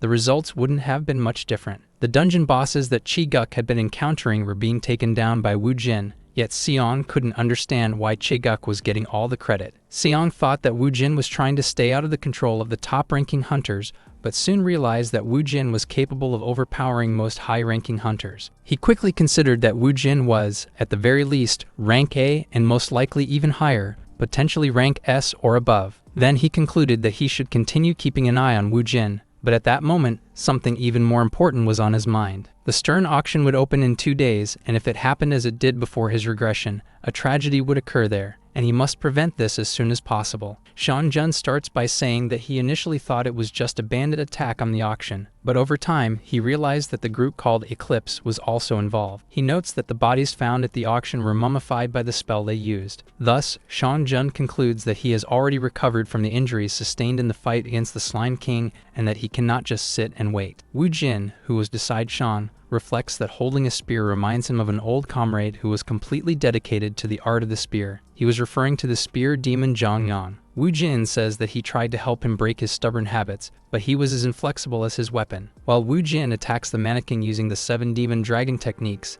they recall that Sean Ying could have become a true dragon if not for his bad habits. The students watching Woo Jin noticed that despite all the exaggerated movements, he couldn't do anything particularly special and seemed like an ordinary person. Sean Jun says that the students were foolish for not seeing the truth behind Woo Jin. Sean Jun notes that while the students might have thought Woo Jin was just stabbing randomly, he was sure that Woo Jin was wielding the spear with all his heart. Sean Jun comments that Woo Jin's strike could even pierce dimensions, and that he was not just an expert swordsman, but also a master of spears. This makes him wonder, what exactly was Woo Jin? One of the instructors warns Seong Jun for dozing off during training, expressing disappointment. The Stern Guild was the 5th largest guild, along with Samjogo and Chien-ik, which represented South Korea. While the Chien-ik and Samjogo guilds symbolized South Korea's military power, Stern represented financial power. This included manufacturing, support, security, and even entertainment, utilizing famous hunters. It was often said that if one wanted to make money in Korea,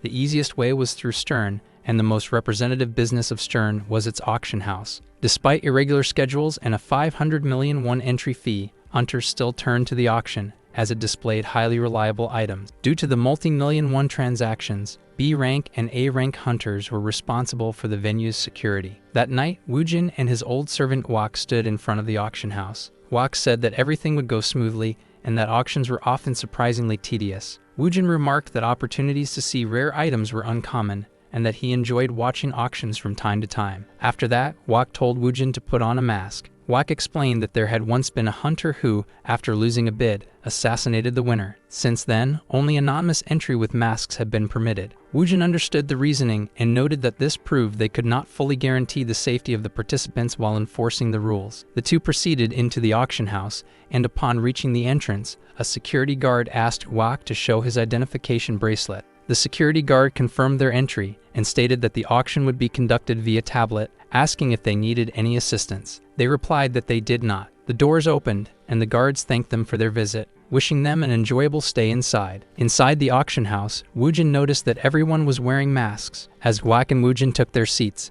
the auctioneer thanked the visitors for attending. On stage, the auctioneer announced that now that everyone was present, he would begin the auction by revealing the first item. It was a strand of hair from the snow giant, the Yeti, with an initial bid of 100 million won. Meanwhile, Wak asked Woo Jin if he remembered the instructions regarding the tablet. Wak explained that information about the current item was displayed on the screen, allowing bids to be placed using the tablet. Yeti hair could be used as a trap to hunt other Yetis, and when mixed with potion ingredients, it could aid in hair growth. Realizing this, Wak placed his bid, saying that the effects of Yeti hair were incredible. The auctioneer then announced that the Yeti strand had reached 7.8 billion won in bids and was sold as there were no further offers. The next item was about to be presented. While Wak lamented that his bid had only been 500 million, Woo Jin was excited, observing that there were many tempting items. It was announced that the next item was a wyvern wing bone, which was extremely rare to find in good condition. Woo Jin says that adamantium would be great for kitchen knives and divine, and that sandalwood would be excellent for a cutting board. He realizes that he was being too greedy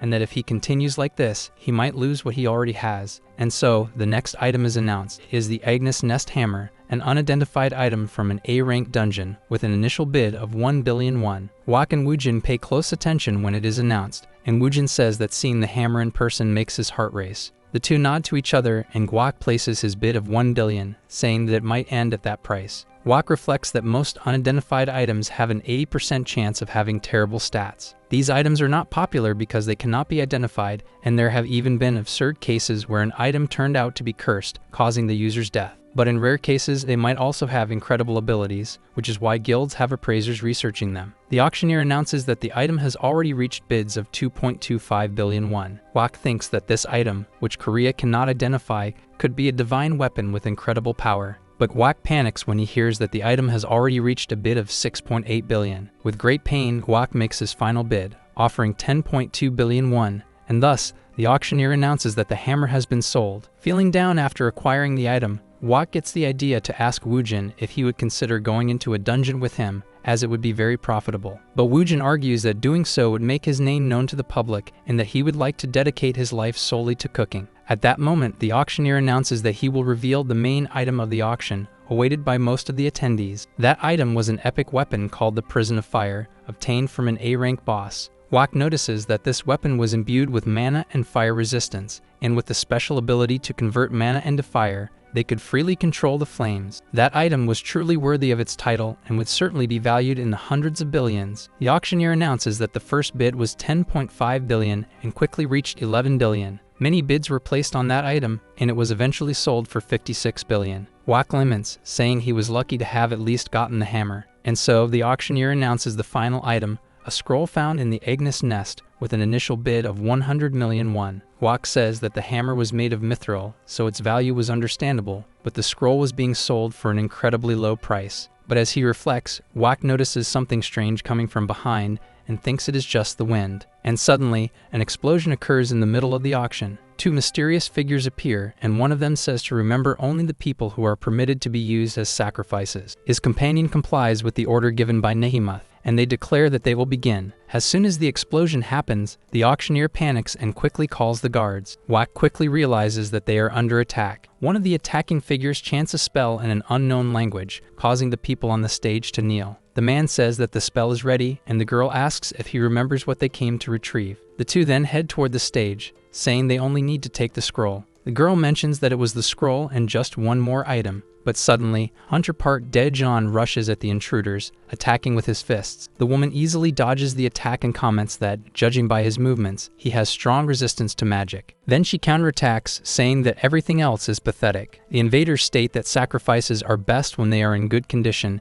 and that they should make an excellent sacrifice in this state. The girl acknowledges this, saying that is why she only touched the hunter's head. Woojin watches and says that their techniques are interesting, and that he would like to observe them more. Guak notices Woojin's interest in the invaders while thinking that they should remain still since the security guards would arrive soon. The woman's ally wonders why they needed so many sacrifices, while she tells him to just focus on the mission. But suddenly, the invaders are surrounded by several guards wielding katanas, ordering them not to move. The man tells the girl that she was foolish for not stopping, while she responds that once they return, she will kill him. Thus, the girl dashed forward, swiftly attacking the guards, while the man used his dark magic to subdue the security personnel. Woojin observed that, compared to the academy students, the invaders were on a completely different level, and that they drew mana directly from their hearts. He also noticed that the dark aura was different from the absorption technique, which had clear limitations regarding the caster's capabilities. Looking at the woman, Woojin remarked that he had never seen such a malevolent energy emanating from someone.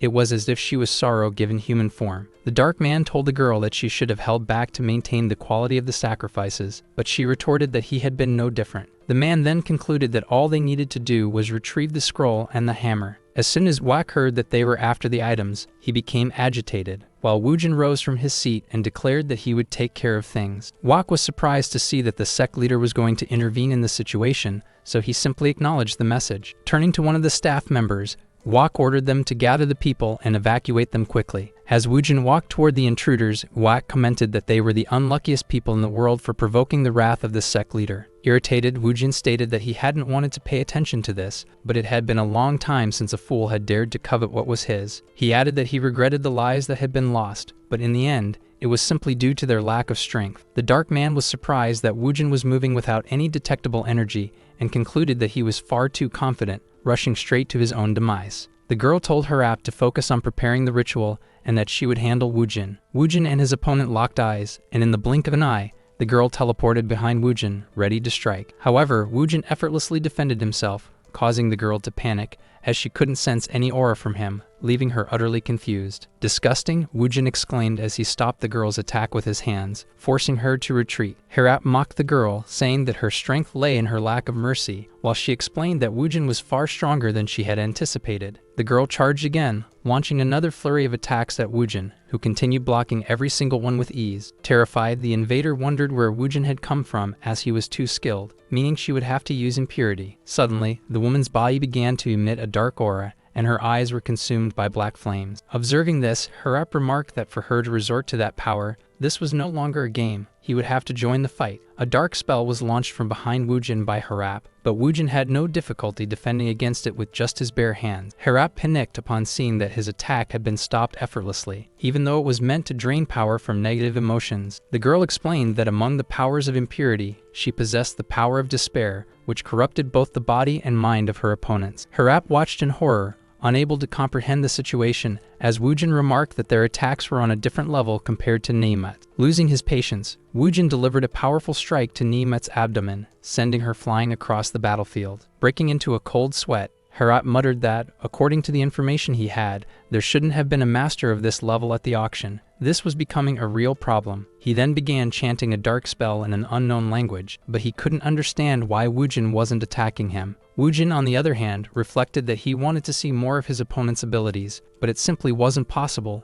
Every time he came into contact with that energy, he felt disgusted. Harap was still overwhelmed with doubts about Woojin until sheer terror struck him when Woojin finally decided to act. Woojin had drawn the incredible spear of the fire prisoner, stating that he saw no problem in borrowing it for a while. Woojin was impressed, as the spear truly ignited into flames just as described, concluding that it was an incredible weapon. Stunned by the situation, Harap muttered that the flames of the spear should have been red, yet in Woojin's hands, they had turned crimson. Wak was satisfied to see Woojin wielding the spear, commenting that now he finally looked serious. Meanwhile, Woojin, standing in a menacing stance, declared that he would attack. And like the wind, Woojin shot forward, completely ignoring Harap and heading straight for Nihimat. As he struck the woman repeatedly using Chiguk techniques, Woojin reflected that he should go easy on her. There was much he needed to ask. Nihimat recognized the technique and questioned what a member of the Jujong Mayong family was doing in that place. But still pressing the woman, Woojin tells her to shut up because he is the only one who will be asking questions, and then he questions her objectives. Suddenly, Nihimat steps back and says she is fed up with this and tells Woojin to stop playing around. She realizes that Woojin has been effortlessly blocking all of her attacks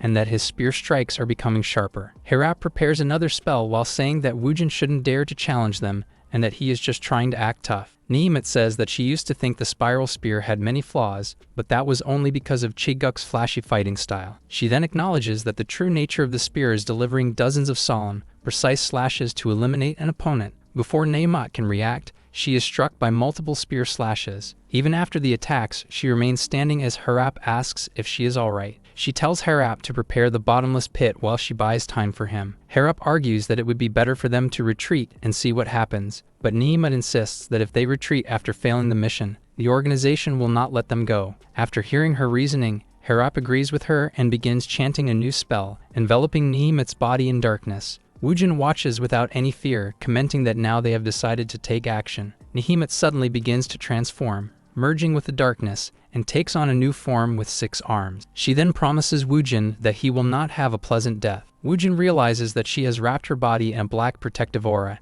and she charges at him, attacking with her dark fists. Despite this, Woojin easily continues parrying her blows with his spear. He reflects that Nihimat's physical abilities have increased significantly, but she is just moving recklessly like a raging bull. After that, Woojin kicks Nihimat away, saying that her attacks make no sense. Now enraged, Nihimat exclaims that even after using all of her power and activating the Yaksha temple, she still cannot land a clean hit on Woojin. Woojin tells her that her fundamentals are weak, but she has great control over her energy, so he gives her credit for that. However, upon hearing this, she becomes deeply furious, saying that Woojin's arrogance knows no bounds and that she will tear him apart completely. She quickly charges at him again, using her wild dance technique, but Woojin continues to parry all of her attacks with his spear. Then, without any effort, Woojin pierces through Nihimat with a clean strike, leaving her in disbelief. Woojin declares that Nihimat's power is pathetic and that with only her energy control, she will never be able to defeat him. But suddenly,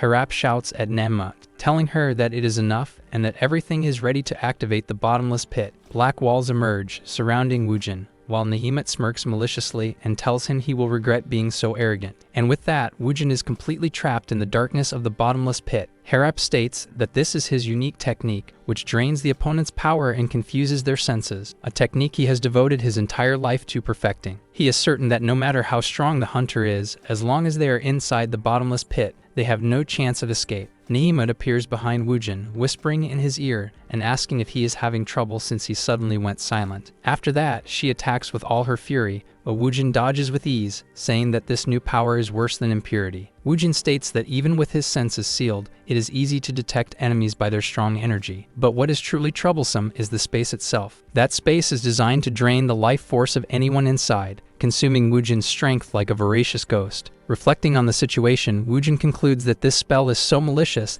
that even highly skilled individuals would struggle to handle it. But suddenly, he is struck by an attack. Nahimut argues that before, Woojin was just acting arrogantly, but now he has started to react. She continues, saying that the longer someone stays in the bottomless pit, the more exhausted they become, and then she asks whether he will succumb to the pit or to her hands. But before Nahimut can continue speaking, Woojin is already in front of her, telling her she is crazy. Losing his patience, Woojin pierces through her body with the flame spear, telling her to shut up. Harap, upon seeing Nahimut defeated by Woojin, falls into complete despair. He cannot believe that Nahimut was defeated after being strengthened by the bottomless pit in just a single strike. Harap questioned why Woojin was not being affected by the bottomless pit, as he should have turned into a mummy long ago. Then, Harap realized that Woojin still had plenty of energy and suddenly understood that Woojin was trying to destroy the bottomless pit. Enraged, Harap shouted that this was his unique technique, something he had spent his entire life researching, so it was impossible for Woojin to do such a thing. But Woojin, as he wielded the spear, remembered his companion John Hyong. He recalled how John Hyong had always been by his side, holding his spear to protect him. Returning to reality, Woojin said that even though John Hyong was gone,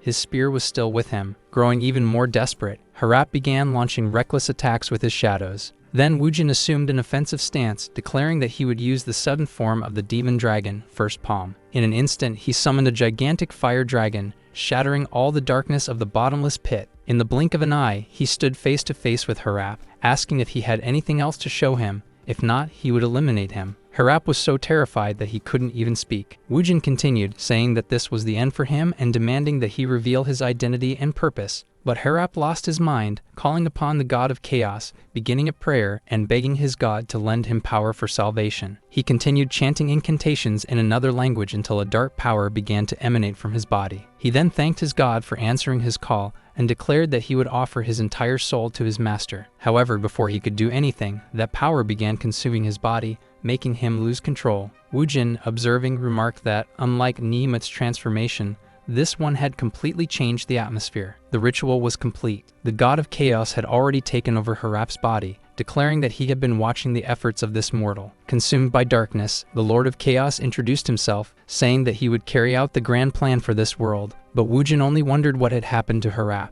Then, the Lord of Chaos noticed that Woojin remained incredibly calm in his presence and stated that it was worth coming there in person. After that, the Lord of Chaos said that if Woojin swore loyalty to Eclipse, he would personally grant him power. But Woojin quickly refused, saying that he had no interest in such things in his current life. Enraged, the Lord of Chaos declared that he would make Woojin submit by force, launching an attack with his darkness. However, before he could act, Woojin drove his spear into the Lord of Chaos' chest with immense crimson flames. The Lord of Chaos understood that Woojin had chosen to reject his grace with his mortal body, and as his life faded away, he stated that he wanted to see if Woojin would remain so calm the next time they met. With that, all the evil in the area dissipated. Wak offered his prayers, saying that the celestial demon should reign for years, and that all should submit to him. Afterward, Woojin asked Wak if he had ever heard of the Lord of Chaos, but Wak said no and asked if he should investigate. Woojin decided he would investigate on his own. He lamented that he had encountered the Lord of Chaos, but had not uncovered his true objectives. He reflected that they had invaded the auction to use people for some sort of sacrifice,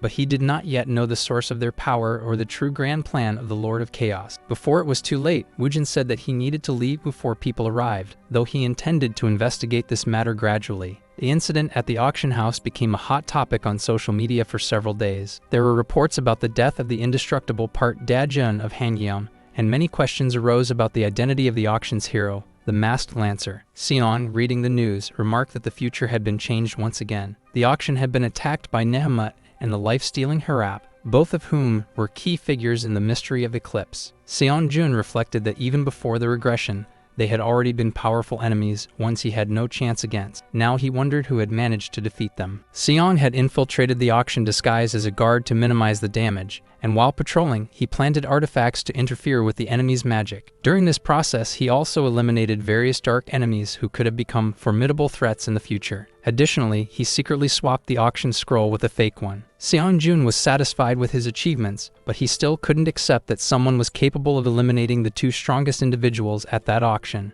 The masked lancer, who was captured by the cameras, was clearly using the spiral spear, and the media claimed that his identity was Chae-guk. But Seon comments that the Chae-guk he knows wouldn't last even 2 minutes against those two opponents, so he continues to ponder who the masked man who stole the spotlight could be. He even considers the possibility that it might be Woojin. However, he concludes that, with Woojin's obsession with cooking, he wouldn't have been there, and he wouldn't have any reason to use the spiral spear technique since he was much stronger than that. But suddenly, Seon-jun realizes that Kim Chae-guk never surpassed rank B, but that was only before the regression. Now he seemed different and was proactively defeating the Eclipse bosses, as if he knew every move of Eclipse before they even happened. After this, Seon concludes that Chae-guk must also be a regressor. Next, Woojin is shown cooking for the spirit girl, who comments that his meat dish has a rich aroma and is far better than she expected. Woojin transfers the broth to another pot, and the spirit girl asks if he is finished, but he replies that there is still one important step left. Suddenly, he wields the hammer he acquired at the auction, saying that it was all he needed for the next step. He praises the hammer, highlighting its good weight and comfortable grip, even suggesting that if the handle were extended, it could be used as a rice cake hammer. But he adds that, for today's dish, they would focus solely on the bones, the wild boar bone stew. Woojin begins hammering the bones like a madman, reflecting that by crushing them, he would create a more concentrated broth and improve the texture. He vividly remembers his past life when his disciples praised the crispy texture of his broth. After this, he tells himself that he should finish quickly so he can serve the food. But suddenly, status windows appear before him. The notifications state that the conditions have been met and that the unidentified spirit is awakening, causing the item to resonate. The spirit girl and Woojin are both confused by the notifications when suddenly, a voice emerges from the hammer, shouting, "No." The spirit within the hammer yells that Woojin boiled the perfect material for bone powder and even ground it down, calling him ignorant and demanding an apology immediately. But Woojin is completely confused, unable to comprehend the situation. The spirit girl is offended when the hammer spirit accuses them of ignorance for enhancing the flavor, while Woojin simply asks who he is. The hammer spirit is shocked that they call this cooking, but Woojin continues to press him for answers until he finally decides to speak. He reveals himself as Schmidt, the emperor who once led the Black Hammer Empire and a genius blacksmith. However, Woojin doesn't care and resumes hammering the bones, while Schmidt panics, saying that in situations like this, there should be more dialogue. The spirit girl says that isn't necessary and that he is strange, continuing to insult Schmidt while he retorts that she is just a tiny insect. Suddenly, Woojin begins emanating a sinister aura, telling them both to shut up, and Schmidt feels oppressed, thinking that opposing him might lead to annihilation. The blacksmith states that it has been 700 years since he was forging a supreme weapon that would go down in history. He cries as he recounts how he died while creating his masterpiece and was reincarnated into that hammer. However, he declares that Woojin has the potential to surpass him as a blacksmith and urges him to hurry and walk the path of a craftsman. But Woojin quickly refuses the offer, stating that he will live solely as a chef, while the blacksmith insists that he is wasting his innate talent. Schmidt panics as he watches Woojin shatter the bones, exclaiming that at the very least, he could have made a dwarven armor out of them. The spirit girl argues that uneaten food is more tragic than unrealized dreams, and so Woojin finishes his high-quality A-rank broken bone soup. Afterward, Woojin opens his inventory with the intention of storing the blacksmith inside, causing Schmidt to go into complete despair. Seal Bake tastes the food and says it is as delicious as always. Woojin's system alerts him that he has completed the daily missions for an entire week, unlocking the main quest. The protagonist boards a bus, reflecting that it had been a long time since he last returned home. The spirit girl remarked that she thought they were going to complete the main mission, but Woojin said that he hadn't been home since joining the academy. Woojin reflected that even after regaining his memories from his past life, there were things deeply ingrained in this body. Family was as precious to him as cooking, and now they could finally proceed with the main mission, which aimed to create a dish rated B or higher. Woojin wondered what the dungeon pepper was among the rewards, and the spirit girl explained that it was a pepper from a legendary dungeon that housed various types of peppers. She said it was a dungeon specialized in culinary ingredients, created by the very person who had made her. He was a chef who recorded countless recipes in his grimoire, all of which were exceptional. He could not be compared to anyone else. Woojin was excited to improve his skills and asked what determined a dish's rating. The spirit girl explained that the rating was based on the effort put into the dish and how rare its ingredients were. Woojin reflected that the highest quality dish he had ever managed to prepare was donpo pork, and no matter how much effort he put in, he could only achieve a C+ rating. At last, Woojin arrived home, where he was welcomed by his mother and younger brother. Shortly after, Woojin's mother offered him food, and they all gathered for a meal. The spirit girl also ate, honestly commenting that the flavor was weak and that this kind of cooking lacked skill. She added that the flavors were not balanced and that they prioritized precise measurements too much. Woojin's mother asked if he missed eating her homemade food after being away for so long, and he replied that he did. Feeling embarrassed, the spirit girl admitted that a mother's love-filled cooking was the best, while Woojin's mother asked how he was doing in school. After finishing the meal, they expressed their gratitude, and Woojin told his mother to rest. He would prepare dinner. Woojin then told his younger brother that he had created and refined a new dish while at the academy. Hearing this, his brother broke into a cold sweat, saying he would rather go to hell than eat it. Their mother praised Woojin for his cooking, but informed them that she had a doctor's appointment, so they would have to eat dinner without her. She assured them that it was just a routine checkup and that they shouldn't worry, while Woojin's brother desperately begged her to stay. After that, she left the house, saying it was getting late and bidding them farewell. Woojin said he should start preparing dinner, but his brother insisted that he should leave that job to him. His brother criticized him, saying that they had just eaten, yet Woojin was already thinking about food instead of taking time to have a conversation. He added that Woojin's obsession with cooking had made him lose all the warmth he once had. Xianho observed that Woojin hadn't been this way before, wondering if it was an effect of his awakening, but he quickly dismissed the idea. Then he remembered that Woojin might have been influenced by their mother. He had always loved cooking since childhood. The day Woojin awakened, everything changed completely, Xianho reflected. He compared Woojin's passion for cooking to his own desire to become a hunter, and wondered if Woojin was using cooking as a way to cope with their father's death. Xianho approached Woojin and mentioned that he had seen on the news that Woojin had become a disciple of Chi Guk. He asked what was going on. Woojin responded in a way that suggested the news was false, leading Xianho to assume that the information about his participation in the hunter tournament was also a lie. But then Woojin clarified that this specific detail was true. He had made a promise to someone. This only made Xianho even more curious,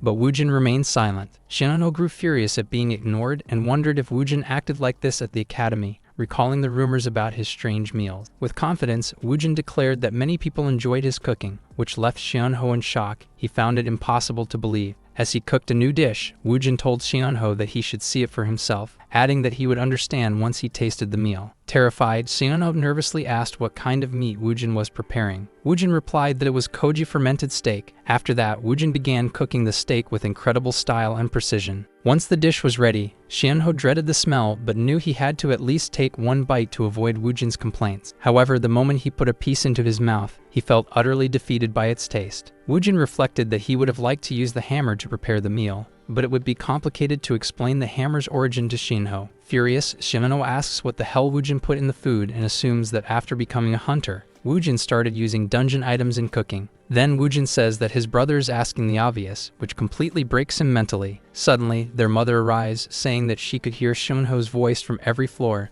and adding that he was still immature. But Xianho notices that his mother seems more serious than usual, and asks if she received bad news at her checkup. She says it's nothing serious, but her pulse is tense, so she will have to close the restaurant and rest for a few days. Xianho agrees and tells his mother she should rest since she has been working for years without a break, but she seems apprehensive, saying she has many regular customers. Suddenly, Woojin says there's no need to worry because he will take care of the restaurant. Woojin's mother looks happy with the decision, while Xianho is in complete shock. In front of the restaurant, Xianho asks if Woojin remembers the promise he made to their mother to watch over the restaurant but never enter the kitchen. Woojin reflects that Xianho's cooking resembles their mother's, which he finds unfortunate. Xianho realizes that it has been a long time since he last helped at their mother's restaurant and asks Woojin to prepare the ingredients while he does the cleaning. And so, the two begin their respective tasks, with Woojin chopping ingredients while Xianho cleans the place. Suddenly, their uncles arrive at the restaurant and ask about their mother. Xianho replies that they are taking care of things while she recovers from her wrist condition. Orders start coming in, with Woojin writing down what customers want while Xianho handles the cooking.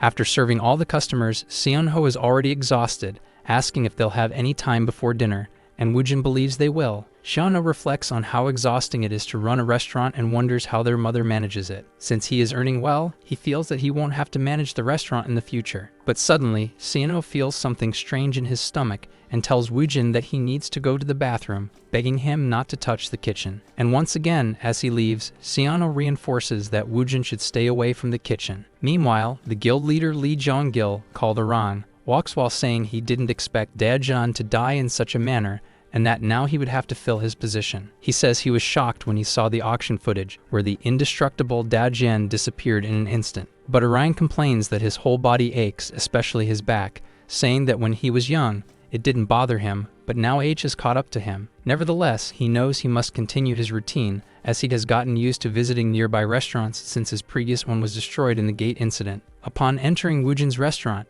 he notices that the interior is old but well maintained, observing that it is one of those classic places with good food. Woojin greets him normally, but Orang reflects that the restaurant owner is younger than he expected, so perhaps the food won't be as good. Thus, he decides to order something simple. After placing his order, Woojin says nothing, merely staring at the customer before walking away, making Orang question the service. The spirit girl sees this as an opportunity to showcase the chef's skills, but Woojin, despite his promise not to cook, feels it would be wrong to keep a customer waiting. So he decides to start cooking, reflecting that serving food to a waiting customer is the most important thing in becoming a chef. Woojin struggles between maintaining the restaurant's traditional flavors or making the best dish he can, but he can't resist and ends up mixing dungeon ingredients into the food, resulting in an A-rank dish. He enhances the flavor using cacti and fennel seeds, then adds lemon juice for freshness. Woojin explains that he coated the meat with viscous fluids that melt when heated, creating a complex flavor. After that, he serves the dish to Orang,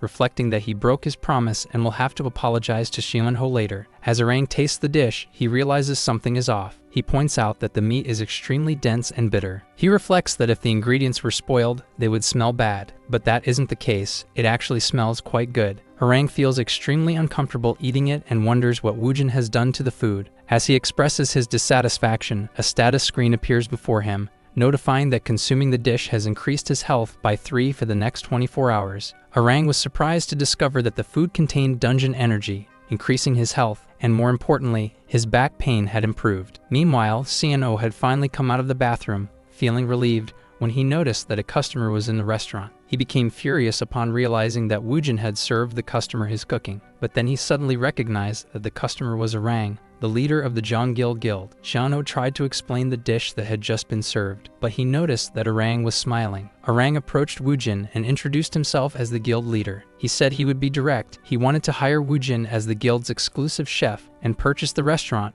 promising to treat him well. Hearing this, Xianho was left speechless, while Orang reflected that he had never heard of food that granted buffs, thinking that the Qian 8 Guild must not find out about this. So he decided to act before they could discover Woojin. But first he needed to check whether the restaurant was a special place or if the true key was Woojin himself. Woojin liked the offer, but he wanted to share his food with more people. The spirit girl lamented that someone had finally recognized his value. Woojin mentioned that the restaurant belonged to his mother, so it wasn't his decision to make. Besides, he needed to focus on his main mission. He reflected that the mission required a B-rated dish, and the spirit girl had mentioned that the rating was also related to the rarity of the ingredients. In the classroom, the professor stated that it had been 2 weeks since the students enrolled in the academy, and that they should have already adapted to the environment. He then announced that they would have an exam on August 20, reassuring them that, as it was the first test, it wouldn't be too difficult. He explained that the evaluation would consist of 10% written test, 30% mana manipulation, and 60% hunting an E-rank monster. He added that the monster hunt would involve 3D illusions created by magic, easing the students' concerns. A stir spread among the students regarding the E-rank monster hunting exam. After all, the only one who had done such a thing before was Woojin. Woojin was reflecting that to achieve high-quality dishes, he would need to take his time preparing them. When Bag Seal approached him to talk, she asked how his exam preparations were going,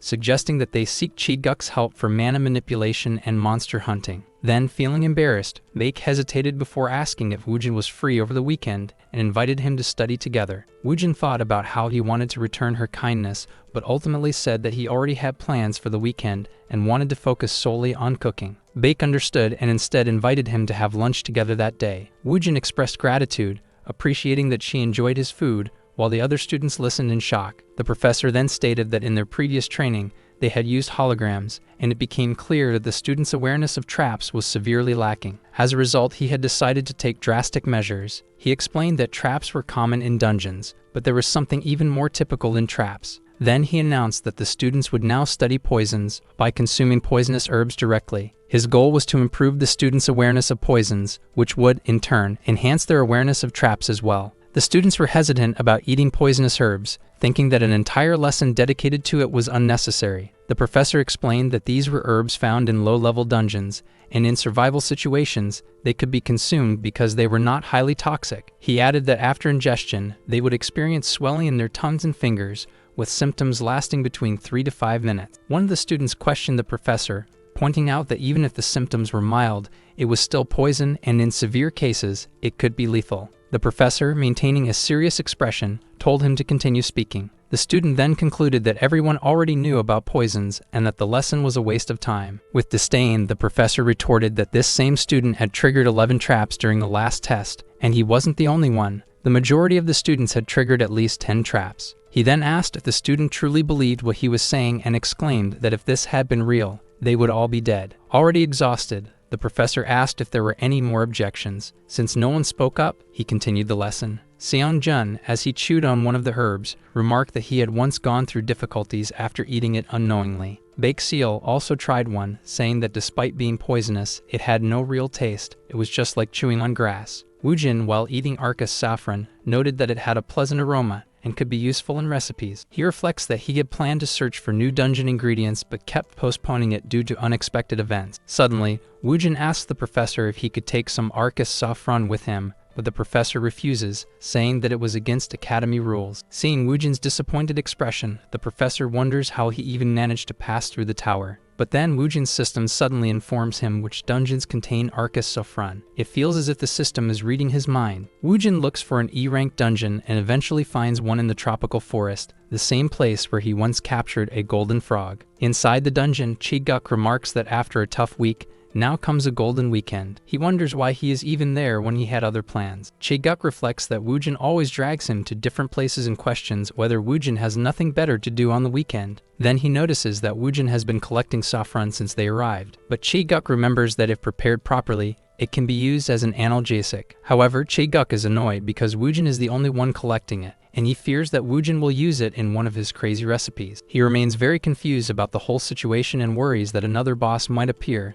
leading to Woojin taking all the credit once again. But this could also work to Chi-guk's advantage, as it might make the public forget about the case of the mysterious Lancer. Still, he can't shake the feeling that something is off. Chi-guk fears that he might have to eat Woojin's cooking once again. Baek, who is also present, reflects that Chi-guk seems to be trying to stay close to her because she is Dujang's daughter, but it seems like he is actually more interested in Woojin, so she concludes that Chi-guk must have truly accepted Woojin as his disciple. Even though the rumors about him aren't particularly widespread, she notes that the articles make it seem like Chi-guk genuinely cares about Woojin, so everything seems fine, until she is suddenly ambushed by a giant frog. She delivers a precise strike to the frog, but something is wrong. Suddenly, the frog is swallowed by a monster lurking behind her. Then Chi-guk appears and swiftly defeats the monster, telling Seol-ha that she needs to focus on her rhythm and swing her sword more. Baek thanks Chi-guk for his guidance, and he adds that she should take a moment to recover her breath. Woojin observes carefully and reflects that Baek lacks conviction. He sees hesitation in her sword because she lacks self-confidence. He asserts that this cannot be fixed with words or advice, and once she gains confidence, her talent will allow her to surpass her current limits. Woojin decides to simply observe her, while Chi-guk wonders how much longer they will stay there, feeling that a boss could appear at any moment. Chi-guk also dreads the fact that Woojin will probably cook again that day, but if it increases his stats, he is willing to endure it. He reflects that he has never heard of someone increasing their stats through food, and if Woojin actually has a unique skill that allows this, it would be incredible. Looking at it from that perspective, he thinks he might be able to tolerate it, but then he remembers his past meals and immediately rejects the idea. Chi-guk reflects on Woojin's obsession with cooking, but when he looks at him, he sees that he is drinking poison and quickly warns him not to do so directly. Woojin is surprised and exclaims that it actually tastes really good. Then his system notifies him that he has successfully extracted snake venom. Chi-guk realizes that he was completely wrong to expect good food from someone who is casually drinking snake venom. Excited by the taste, Woojin says that the venom is incredible, describing it as having a salty and lingering flavor, totally different from killer bee venom. From that moment, Woojin already has his next dish in mind, and he is certain it will be B rank, so he decides to leave the dungeon. Baek and Chae-guk are shocked by Woojin's sudden decision to leave and wonder if he won't cook right there. Seolha becomes anxious and asks how long it will take for the dish to be ready. Woojin replies that he will finish it by the next night and will call her then. Chae-guk, still confused about Woojin's premature exit from the dungeon, laments that he will have to meet him again the next evening, only to realize that he will be spending the whole weekend with him. On the night of the dinner, they gather in the academy's cafeteria. Chae-guk wonders if he should leave as soon as possible because the meal looks strange in every way. Baek Seol asks if Chae-guk is excited about the meal too, which makes him question if she is even normal. Chae-guk realized that Woojin had entered the dungeon just to collect saffron for his dish. He noticed that there were others in the same situation as him, merely waiting for the cruel fate of eating Woojin's cooking. Baek started eating, and Chae-guk, upon noticing that she enjoyed Woojin's latest dish, questioned her stomach's resilience before asking for her opinion. She responded that it was delicious and that the noodles gave off a tingling sensation, making Chae-guk hesitant to try the dish. Motivated by the potential status boost, Chae-guk was willing to eat it, convincing himself that many dishes had an unpleasant smell but still tasted good. However, as soon as he put it in his mouth, it felt as if his entire body had been struck by lightning. He said that each sip of the broth felt like a bolt of lightning hitting his tongue, comparing the experience to torture. Curious, Baek asked how Woojin had prepared the dish, to which he replied that he was inspired by the Japanese noodle dish, tan tan. Woojin explained that to balance the acidity of the noodles, he added saffron and various spices, along with ground wild boar to enhance the texture. Baek agreed, saying she could actually taste the sparks, while Woojin mentioned that he had refined snake venom to add a salty flavor. He was surprised that people were actually interested in his cooking, and stated that eating a dish was about appreciating the deep mystery surrounding it. Chae-guk was astonished to see that Woojin and Baek were acting as if this were normal, declaring that the two of them made a perfect pair. What bothered Chae-guk the most, however, was that in order to receive a status boost, he had to finish the entire dish, so he decided to swallow everything in one go and ignore the taste. After finishing the entire dish, he declared that he had survived being electrocuted and had done it solely for the status boost. But something was wrong. Seconds passed, and the status window didn't appear. He realized that everything had played out just like last time. Woojin noticed that Chae-guk had finished his meal, while Baek, beside him, thanked him for the food, saying it was delicious. Meanwhile, Chae-guk continued lamenting the fact that he hadn't received a status boost, leading to the revelation that only dishes rated A or higher granted status increases. After this, Woojin completed his first main mission, unlocking Mission 2, which involved gathering ingredients from the depths of a submerged cave. Woojin regretted that even after refining snake venom and spending his entire day preparing the dish and peppers, he still couldn't reach an A rating. The spirit girl agreed that it was unfortunate. He should have achieved an A rating by adding the dungeon peppers. Woojin reflected that the pepper clashed with the saffron's flavor, diminishing the taste of the noodles, though the dungeon pepper still intrigued him. He concluded that he didn't yet fully understand the pepper's power, and that using it in this way felt like an insult to his pride, which was why he hadn't added it to the noodles. Woojin decided not to use the dungeon pepper until he fully understood it, believing that relying on it would make the dish feel less like his own. The spirit girl said she didn't doubt the chef's skills, but the pepper was an ingredient made from the rarest materials, and understanding it would take a long time. Regardless, Woojin said he had time to figure it out and would learn through trial and error. Woojin checked his main mission, acknowledging that ingredient gathering was essential for a chef, and noticed that the reward was a fermentation storage unit. The spirit girl warned Woojin that this wasn't an ordinary fermentation storage. It worked even while inside his inventory. She explained that he no longer needed a physical location for fermentation,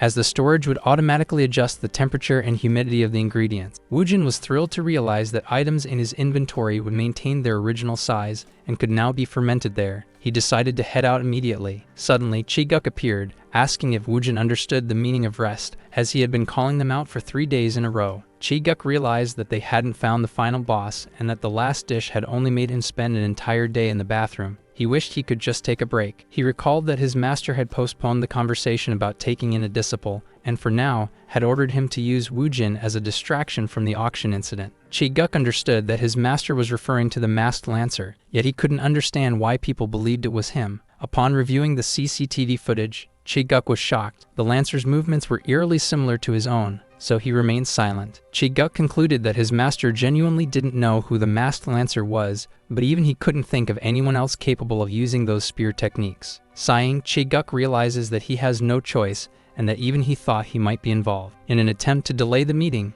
Chi-guk asks Bak if she is tired, stating that excessive effort is harmful to one's health, but she replies that she is fine. He becomes furious at her response, but does not let it show, merely suggesting that they should proceed to the cave Woojin had mentioned. Chi-guk reflects that he is part of an abnormal team with exotic tastes, and that he has only endured so far thanks to the status rewards. Chi-guk recalls that last time, the experience was even worse than the food, and believes that with so many people in the submerged cave, there is no chance of a hidden boss appearing. Thus, he decides to focus solely on improving his image, while Woojin tells them to move out. A group is shown battling the long-legged crab at the bottom of the sea. This group is struggling due to a lack of healing while under pressure from the crab, until it is suddenly sliced in half, announcing the arrival of Woojin and his group. A knight apologizes for losing aggro, but Chi-guk calmly responds that there was no way to avoid the attack. Chi-guk has received apologies from lower-ranked hunters before, but this time, something feels off. To everyone's surprise, the knight suddenly asks Chi-guk for an autograph. With this, Chi-guk realizes that his reputation has skyrocketed. He replies that he doesn't have any paper with him,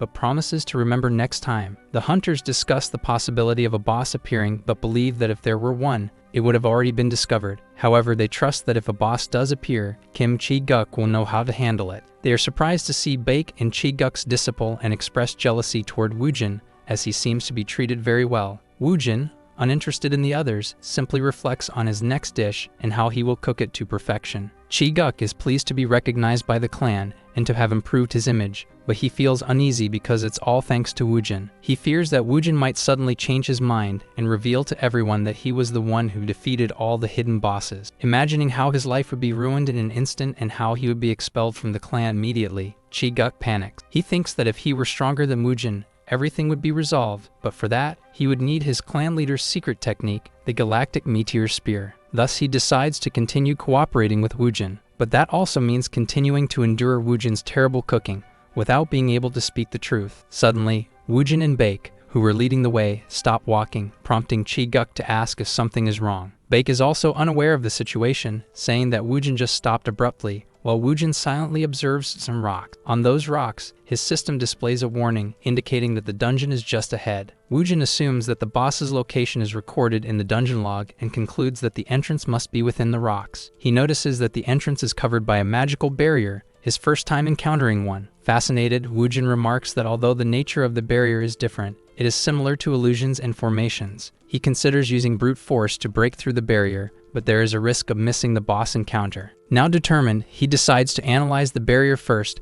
confirming his suspicion that barriers have a thin structure. He states that it is as complex as a formation but more refined. With surgical precision, he pinches part of the barrier between his fingers, commenting that a single flaw could easily bring the whole thing down. And as soon as Woojin reveals the entrance to the dungeon, everyone is astonished. Chi-guk is shocked, believing that the portal appeared out of nowhere. He reflects that simply standing still couldn't have been the trigger to unlock it. Woojin rushes in, entering the portal, while the others shout for him to wait, as they have no idea what could be on the other side. Chi-guk and Baek run to follow Woojin, but the moment they attempt to pass through the portal, they are forcefully pushed back. A notification appears, revealing that the number of people allowed in the dungeon has already been exceeded. Chi-guk wonders who else could have entered, until he realizes that only Woojin has gone in. Inside the dungeon, Woojin is fascinated by the environment. He notices that despite being unmistakably underwater, he can breathe normally, and he remarks that moving here feels the same as moving on land. Woojin realizes that this is his first time seeing the ocean, as in his past life, he had only ever been in the mountains. Observing his surroundings, seeing the countless fish and marine creatures,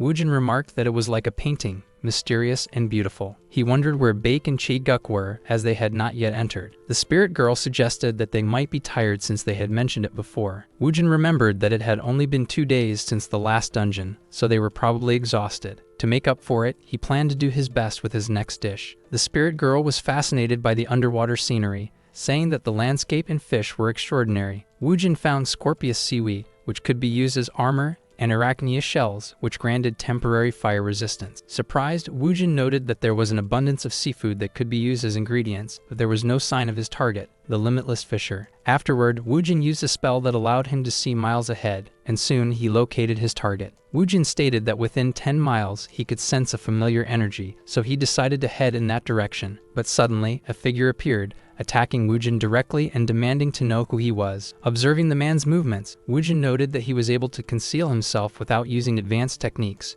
which made him extremely skilled. Woojin hesitated to recognize another hunter, but soon thought of Jo Seong-jun, who appeared determined and ready to act. Shocked, Seong-jun questioned what Woojin was doing there, while Woojin apologized for startling him, explaining that he had lost his way. Seong-jun was incredulous at the idea that someone could get lost in a hidden dungeon, especially someone like Woojin. Thus, he concluded that Woojin was also searching for the Jewel of the Sea, just like him. Seong explained that to break the scroll he had stolen from the auction, he needed the Jewel of the Sea. Earlier, he had reflected that to use the Jewel of the Sea without side effects, he would need to create a spirit stone, and was preparing to consume something. Seong had even used an artifact to change his appearance, but had not expected to run into Woojin there. He then concluded that it was better to meet Woojin like this rather than as Seong-jun, and remarked that it was unfortunate that this young man had lost his way. Seong-jun was trying his best to remain calm, as he couldn't let Woojin escape like last time in the Slime King's dungeon. He recalled that the limitless fissure roamed an area of 500 meters as its territory, so encountering it was inevitable. The sect known as Eclipse had already come searching for the limitless fissure, but had failed to get too close to its domain. Seong-jun noted that the dungeon remained untouched, so he concluded that Eclipse must have perished there. He was worried about Woojin, as with his abilities, he could easily capture the limitless fissure. Therefore, he wondered how he could lure the limitless fissure, and at that moment, Woojin said he would continue on his way. They parted ways, and Seong-jun noticed that Woojin was heading directly into the limitless fissure's territory, exclaiming that things were turning out easier than expected. Seong affirmed that Woojin would encounter the fissure soon, but suddenly, a warning appeared, stating that someone had entered the fish's territory. Woojin sensed an aura that rivaled that of a divine creature. He decided to observe, thinking it might be interesting, but then, the same warning appeared for him. Before he could react, Woojin found himself face to face with the limitless fissure, a B-rank boss. Woojin was utterly shocked, having never seen a fish of that size before, and remarked that it truly lived up to its name. He noticed pieces of clothing caught in the fish's teeth, leading him to assume that those who had been there before had fought the fish and lost. The spirit girl was excited at the sight of the fish's spines, saying that they were a true delicacy. Woojin commented that he had thought the spirit girl was more reserved, but she declared that she loved seafood. After that, Woojin asked what kinds of dishes she liked, and she quickly responded that she would enjoy anything he made. Undecided on his next dish, Woojin said that sushi or sashimi would work well,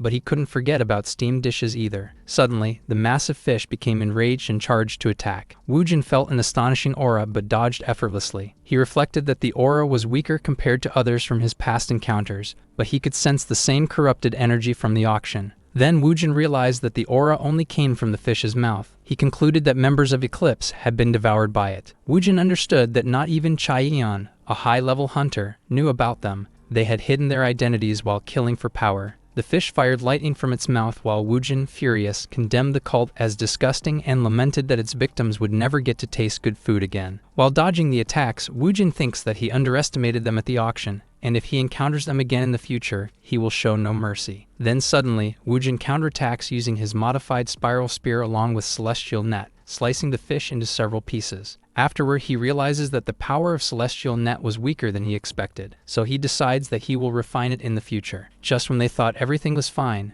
a massive earthquake begins. Woojin panics, saying that earthquakes usually don't happen after defeating a dungeon boss. He quickly begins preparing a large-scale spell, generating waves throughout the area. The spirit girl is completely confused by the situation, while Woojin observes that the fish's energy is dissipating, preventing the earthquake from stopping. After defeating the monster, Woojin examines the item left behind and reflects that this is a natural occurrence in this world. But when monsters turn into items, he usually doesn't sense this kind of energy, leading him to suspect that something is interfering. However, Woojin doesn't know who or what is behind it. At that moment, Woojin grows curious about his new item transformation ability and decides to test it immediately. But before he can, the system informs him that a request for dialogue has been received. As soon as Woojin accepts it, a white portal appears before him. The spirit girl is shocked by its sudden appearance, saying that she has never seen anything like it in her entire life. The system states that only authorized individuals can enter the portal, and that once they do, the fish's core will be consumed. Woojin notices that the ominous energy vanishes the moment the portal appears, while the spirit girl warns him that he shouldn't enter, as she has no knowledge of what it could be. She adds that the unknown is the most dangerous element in a dungeon,